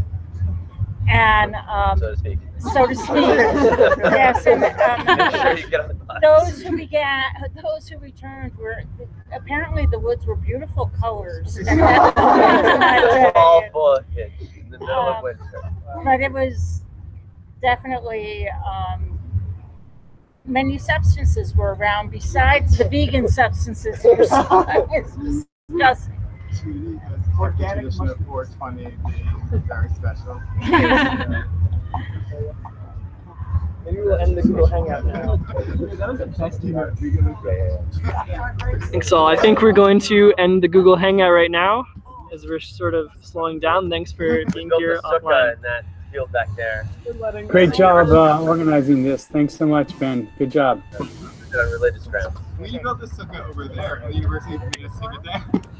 Wow, we were able to stop them basically saying it was religious structure.